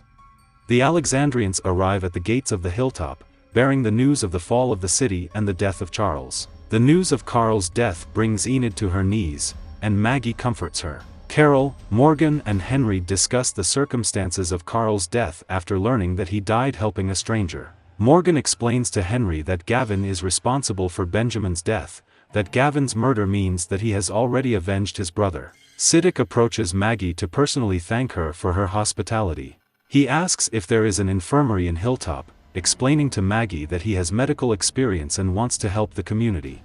She directs him to the trailers. When he leaves, Maggie looks around the community. Eugene is working with his team to create bullets. Frankie approaches him with the intention of helping with the housework. Instead, Eugene treats her badly, in the form of her only servant. Then, Negan bursts into the room, followed by 2 rescuers bringing the captured Gabriel. Negan claims that he has Gabriel's story about the circumstances of his and Carson's escape. To Eugene's relief, Gabriel holds Carson responsible for planning their escape, not Eugene. Negan then assigns Gabriel to sort Eugene's empty shell casings. Eugene reports that although his ammunition was of excellent quality, their quantities are running out. He suggests creating a catapult-type device to launch the insides of walkers into opposing forces as a last attempt to dissuade them from fighting. Having received new ideas from this ridiculous scenario, Negan leaves, satisfied. Eugene approaches Gabriel, who is still traumatized by Carson's death. He complains that he thought he had found his destiny. Eugene waves him away and pushes a tray towards Gabriel, demanding that he start sorting the casings. Maggie returns to the isolation unit and agrees to a deal with Alden, allowing a maximum of 2 rescuers to leave the isolation unit at any time for work and, if necessary, medical care. Gregory, grateful for her decision, worries about the upcoming attack of the Saviors and asks Maggie to think about evacuation, afraid of losing the war. She remains firm, telling Gregory that with everything they have now, the probability of loss is small. Her attention is drawn to the gate when Rick's arrival is announced. Negan gathers the remaining rescuers in the shelter, including Dwight, in a courtyard with several walkers chained to fences. He talks about the transformation process when a walker is bitten and suggests using this for their own purposes, covering the weapon with the remains of walkers. He will effectively spoil it, and although the weapon may not kill the enemy, the insides will create a reliable way to infect the victim. He then covers Lucille with a thick layer of the blood and flesh of one of the walkers and shows her off to the crowd. Negan walks into Dwight's apartment and welcomes him back to the shelter. Dwight explains that he was heading to the hilltop in the hope of bumping into the Saviors. Negan orders Dwight back to work. Simon leads his team while they gut the yard walkers and collect the entrails into which they immerse the weapons for the attack on Hilltop. Negan predicts that Rick's group will give up as soon as they understand his new strategy. Dwight joins the Saviors as they mobilize. Simon instructs his team to injure several Hilltop people with their tainted weapons and give them the opportunity to convert rather than kill them. Dwight gets on the motorcycle and informs Simon that he plans to scout their route. Simon says they already have scouts and that Negan wants them to go together. They leave together with the column of Saviors. Negan dips Lucille into a bucket of walkers' guts and takes the open bucket with him to the car. Rick and Michonne stay at Hilltop and reunite with Judith. Daryl apologizes to Rick for attacking the shelter behind Rick's back. Rick forgives him and assures him that he is ready to fight with Negan, despite Carl's death. Maggie stands guard and looks through binoculars and notices a mysterious box in the distance. On the way to Hilltop, Simon asks Dwight what he thinks of Negan's plan. Dwight hesitates to answer. Simon expresses his doubts that Negan's strategy will work, given that Rick, Maggie and Ezekiel are not afraid of them. Rosita finds a box and gives Maggie a note attached to it, in which they are offered the key to your future in exchange for food and notes. The note contains the coordinates of the meeting place. Maggie worries that it's a trap, but Michonne suggests they investigate.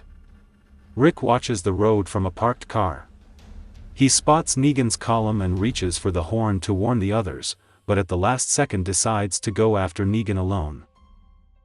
Driving through the city, Rick crashes his car into the side of Negan's car, and then chases him through the city streets. Simon orders the rest of the rescuers to stay behind and set up a perimeter while he and Dwight search for Negan. Negan wakes up in his overturned car, covered in the guts of walkers. Rick gets out of the wrecked car, approaches and shoots at Negan, who uses the car for cover.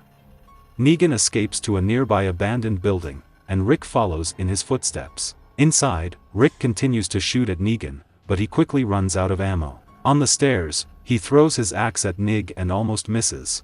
Negan breaks through the banister on the landing and hangs on the edge, holding his fingers. Rick grabs his axe and cuts off Negan's hands, but Negan loosens his grip and falls into the basement.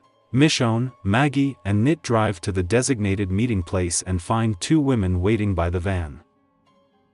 A third woman in a suit comes out and introduces herself as Georgia. Her bodyguards are called Hilda and Midge. Georgia explains that she can give Maggie valuable knowledge in exchange for food. Instead, Maggie takes them prisoner. Rick is looking for Negan in the basement. He discovers a barricaded storeroom full of walkers. Negan proposes to Rick. If Alexandria, Hilltop, and the Kingdom comply, they will have to send only a quarter of their supplies to the Saviors while Rick works as a janitor at the shelter. Rick objects that Negan has lost confidence in himself after the Saviors killed all the scavengers. Negan is stunned by the news of the massacre. The Face finds Lucille on the ground. Simon and Dwight are looking for Negan. Simon puts pressure on Dwight, forcing him to confess his resentment towards Negan. Dwight sarcastically says that he never thought about killing Negan even after he took his wife and burned his face. Simon expresses a desire to leave Rick's group and find new communities. Simon and Dwight find Negan's wrecked car. They decide to give up the search and return to the Saviors. Dwight sets the car on fire. At the Hilltop, Rosita and Neat guard George, Hilda and Midge. Michonne is talking to Maggie. Maggie refuses to let George go after discovering a substantial supply of food in her van. Ennett believes that taking food to feed his starving people is the right move, but Michonne objects that Carl wanted them to become better people. Maggie thinks about it. Rick tells Negan that Lucille is with him. Negan forbids Rick to touch her. Rick sets Lucille on fire and breaks the barricade in the warehouse, breaking into it. Negan attacks him. Rick swings at Negan. Meanwhile, walkers come out of the vault and attack. Negan attacks Rick, grabs his favorite bat and runs away. Rick chases him through the window. He runs outside and discovers that his car has disappeared. Maggie gives George a crate of food albums, and George in return gives a significant portion of the food to his van in the form of Hilltop's desperate situation and knowing that he needs supplies more than she does. She gives Maggie a folder full of plans for windmills, watermills and other schemes that will help create a community, the key to the future she talked about. Build this place, she urges Maggie. After Georgia and Nit leave, he talks funny, expressing his skepticism about Georgia's vision. Michonne believes that Carl told them that it is necessary to build the future not only by fighting. Simon and Dwight inform the rescuers that Negan is no more. Simon reminds them that with or without their leader, the plan continues as they are all Negan. He suggests they attack Hilltop and kill everyone. The rescuers raise their weapons in solidarity, and Dwight looks on in horror at what is happening. Negan wakes up in the car and finds Jedis at the wheel, holding him at gunpoint. He grins, and Jedis knocks him out. Morgan is standing guard in the woods when he has a vision of a dead, bloodied Gavin. He emerges from this state and hears a horn in the distance warning him of the arrival of the rescuers. He runs to his truck and honks, alerting other observers. Daryl turns on the air alarm. Jerry, Tobin and Cal hear the horn from their post and prepare for battle. At the Barrington house, the survivor prepares for battle. Henry begs Ickle to let him fight, but Iz and Carol order him to stay inside. In the medical trailer of the Hilton, Dr. Dana questions Siddiq about his medical education when he offers his help, ridiculing him for his lack of experience. Then Dana smiles and tells him she approves of him. That night, Jerry notices an approaching convoy of rescuers. He signals Maggie. The convoy of saviors stumbles upon a strip with spikes. Maggie calls Simon on the radio and demands to talk to Negan. She threatens to kill 38 rescue prisoners if Simon doesn't back down. Simon writes off the prisoners as damaged goods and continues the attack. Dwight warns that Negan may still be alive and will punish Simon if he kills everyone in the Hilltop. When Daryl rides up from the rear on a motorcycle and opens fire with a machine gun, Hilltop opens the main gate. Simon's convoy follows Daryl through the gate, but the Hilltop men block the convoy with a bus and open fire on the rescuers. The real battle begins. On the balcony of the Barrington house, several rescuers are hit by arrows, which forces Maggie to order Diana to bring the prisoners to her office. One of the prisoners, Alden, offers to help protect the hilltop, but Maggie ignores him. In the midst of the battle, the Savior wounds Tobin in the belly. Carol kills the Savior and runs to help Tobin. She points her gun when someone approaches them, but lowers her weapon when she realizes it's Siddiq. He offers to stay with the seriously wounded Tobin while Carol joins the fight. Simon spots Tara and orders Dwight to track her down. Daryl sees Simon and Dwight sneaking up on Tara and shouts a warning. Dwight shoots Tara's arm with an arrow before Simon can shoot her. And Tongues or Rosita shoot off the headlights on the Savior's cars. It gets quiet and dark in the hilltop. Simon assumes that the hilltop people have escaped and are preparing to enter the Barrington house. When they disperse to surround the house, a number of headlights turn on and blind the rescuers, and the windows of the house light up from shots aimed at the rescuers. Meanwhile, Rick and other observers rush into the hilltop from the gate side with weapons at the ready. Rick confronts Siddiq and Tobin and tells them to keep their heads down. During the fight, Morgan hallucinates and sees Gavin again. The Saviors are fleeing from the hilltop. Rick and Maggie chase them as the rescuers drive off in their cars. Rick tells Maggie that he saw Negan earlier that day and tried to kill him. The next day, the hilltop is cleaned after the battle. Maggie says about the NID that they don't have enough resources to fight off another attack. Tara downplays the significance of her injury, but Daryl refuses to forgive Dwight. Rick removes the boards from the bedroom window. Michonne tries to talk to him and offers to treat his wound, but he insists on cleaning up after himself. Maggie watches Jerry dig graves for the dead. She cuts Alden's bonds and tells him to bury the dead Saviors, guarded only by feces. Disappointed by what is happening, Alden makes it clear that he no longer considers the Saviors his people. Diane praises Maggie for being a good leader.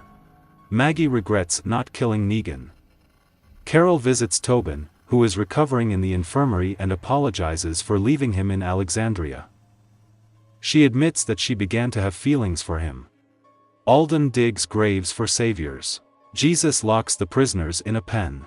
Meanwhile, Henry finds a rifle in the house and sneaks away with it.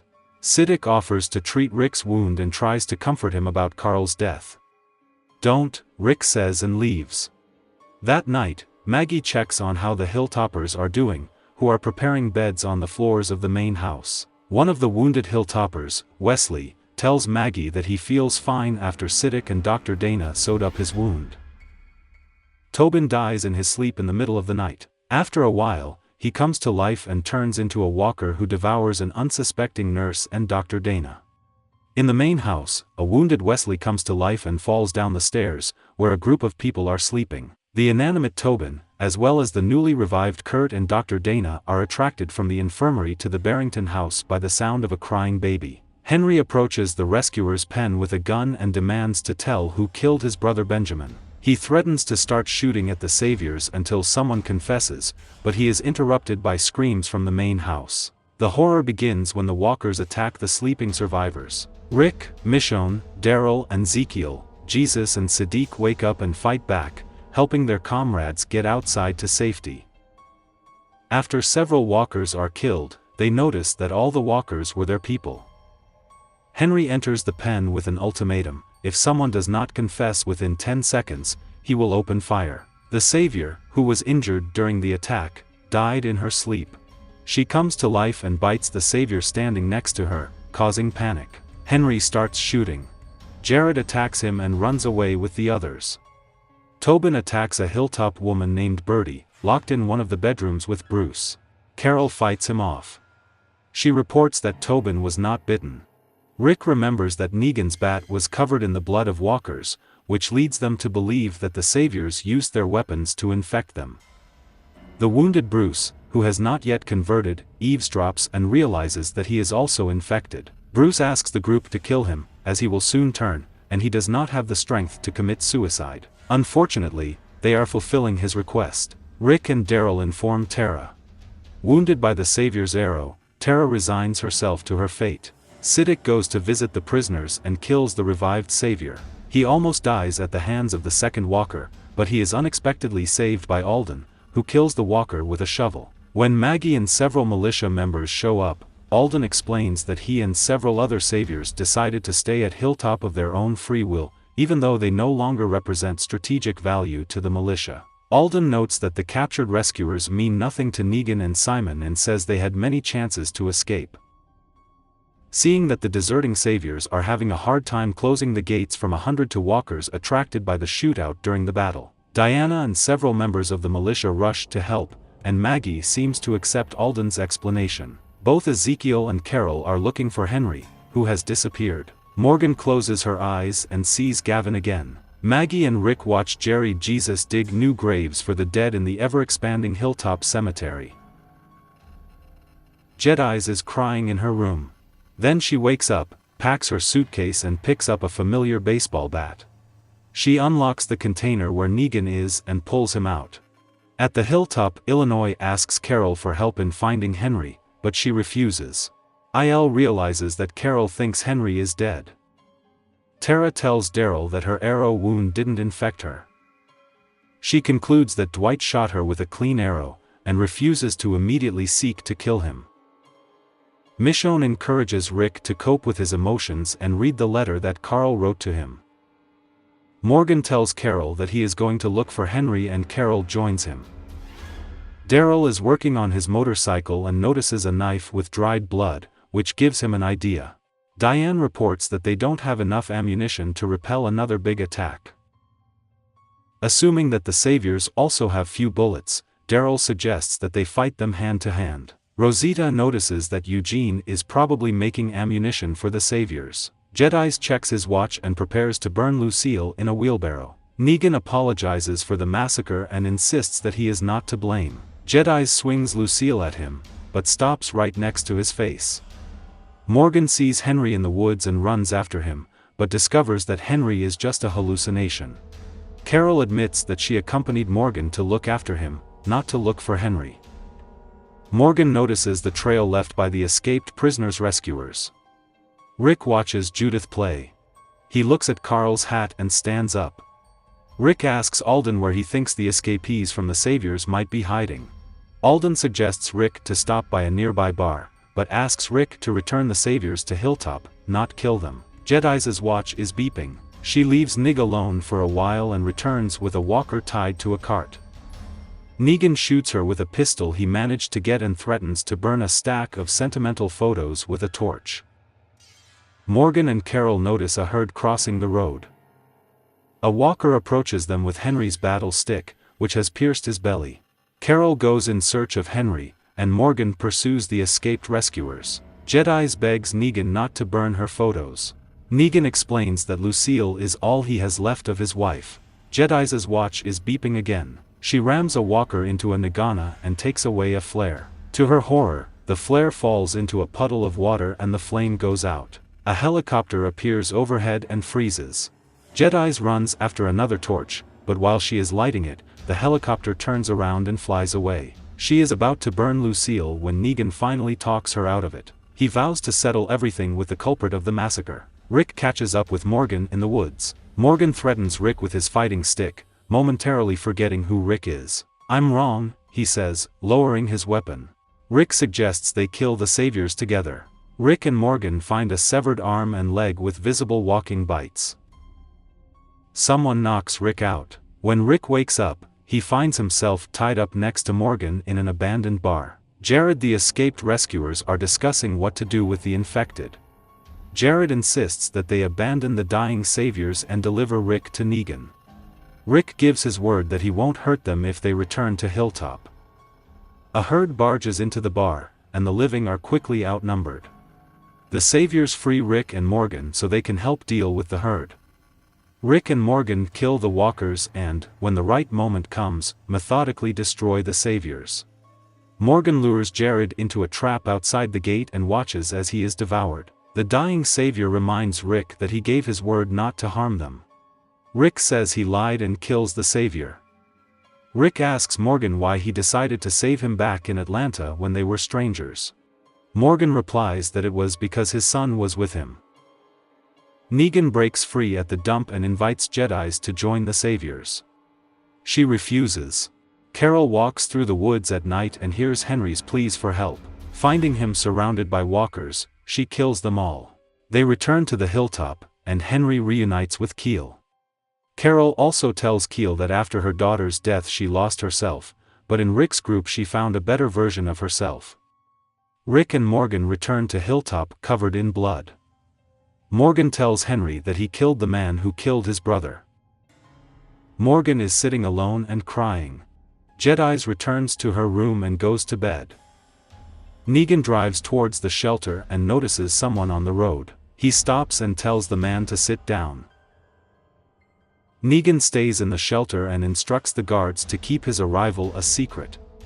Daryl and Rosita are watching the bullet factory outpost. They see Eugene getting a batch of hundreds of shell casings to make new bullets. Rosita decides that instead of destroying the machines, they will destroy the man, implying that she intends to kill Eugene. Daryl agrees. The Face prepares and reads Carl's letter.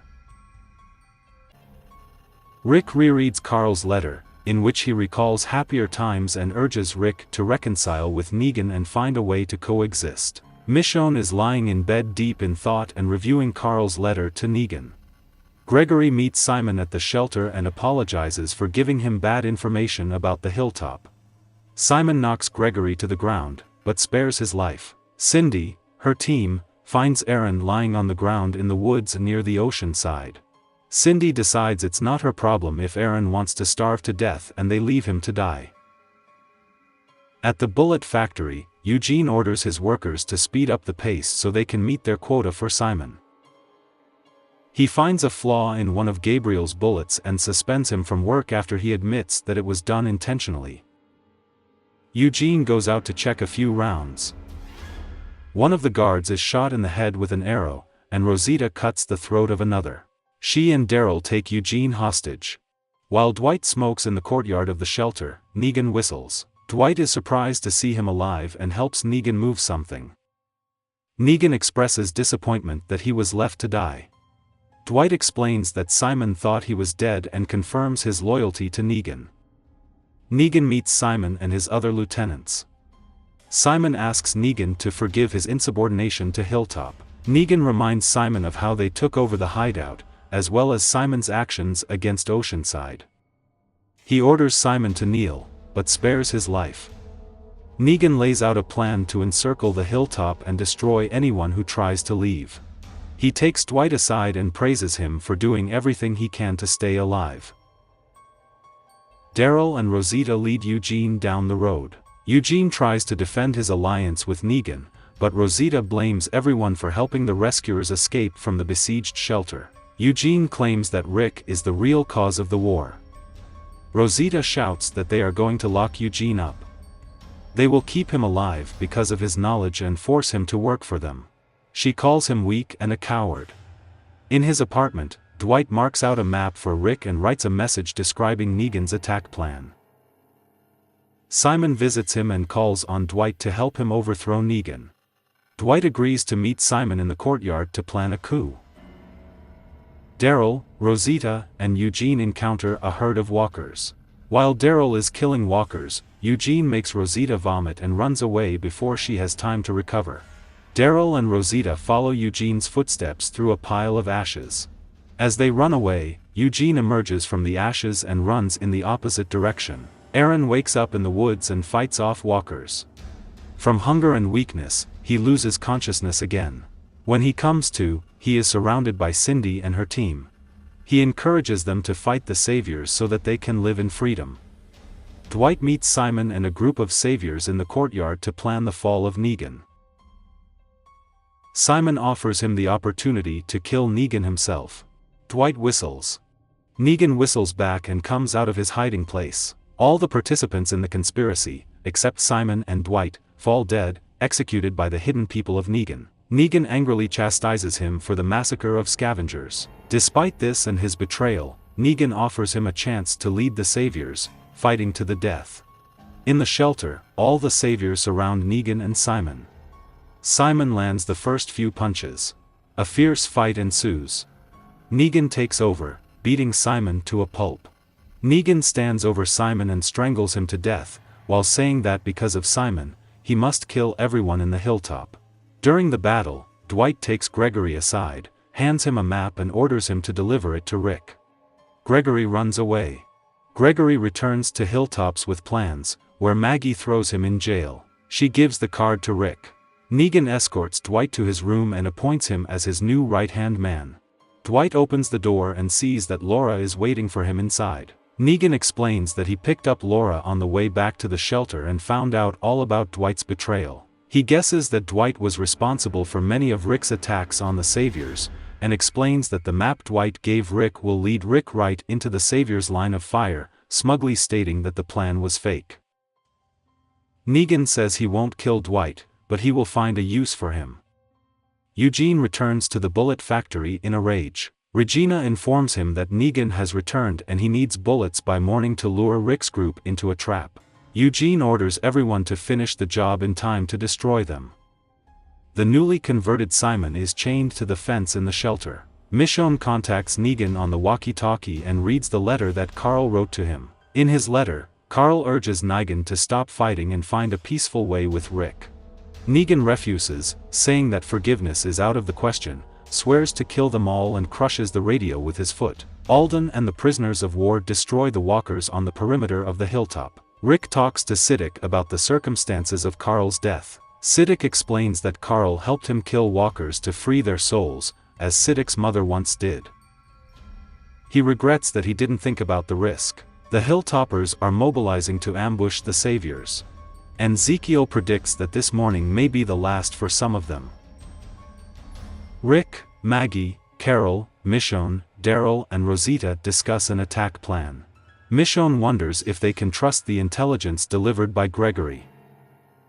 Morgan looks around the hilltop, confused and out of sorts. He aggressively heads towards Colden and Savior beats someone to the ground before realizing it's Henry. Rick suggests Morgan stay away, but Morgan vows to end the Saviors. Maggie refuses to let Alden and the captive Saviors join the fight. Rick's army is marching to battle. Rescuers are mobilizing in the shelter. Eugene informs Negan that he has manufactured the ammunition as requested. Negan shoots a test bullet at a mannequin with the inscription Rick and grins. He gives the card to two Saviors, Lance and Duke, and sends them on their way. Rick leads a group of scouts to keep an eye on Lance and Duke's group as they set up a roadblock.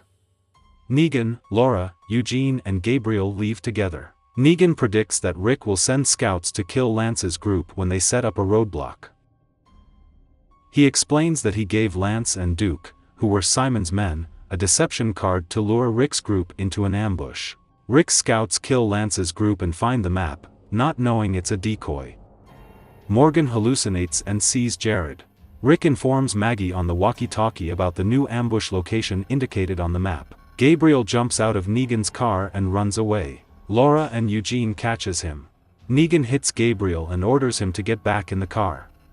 Rick's army is crossing the field. Jesus suggests that Morgan refrain from killing people, leaving the sharp end of his stick for the walkers, and the blunt end for the living. A huge herd can be seen in the distance. The column of Saviors is approaching the hilltop. Tara, Cal and others are arming themselves. Rick's army is advancing to the ambush site. The whistling starts, like the night Glenn and Abraham died. Negan contacts the recompilation and explains that Rick's group is trapped. Negan and the Saviors appear on the crest of a nearby hill, line up in a massive line and open fire, but their weapons turn out to be faulty. The weapon explodes in their hands, killing many Saviors and previously many of those who survived, including Negan. Rick's army rushes to the attack. The battle begins in earnest. Hilltop residents are being evacuated. Tara, fearing that the crying of the child will put the Saviors on the trail, remains to fight. Alden and the other prisoners insist on helping her. Regina attacks Eugene for sabotaging the supply of ammunition. Rosita shoots Regina and the other two Saviors. Morgan is going to kill the Savior, but at the last moment he listens to the advice of Jesus and knocks him out. Tara and the prisoners are preparing for an attack. To their surprise, the Cynthia Oceansider ambush the rescuers with Molotov cocktails. Defeated, Laura and the surviving Saviors surrender to Rick's army. Rick runs out of ammo, and he fights Negan hand to hand. They stop at a tree from which a framed stained glass window hangs. Negan holds the upper hand.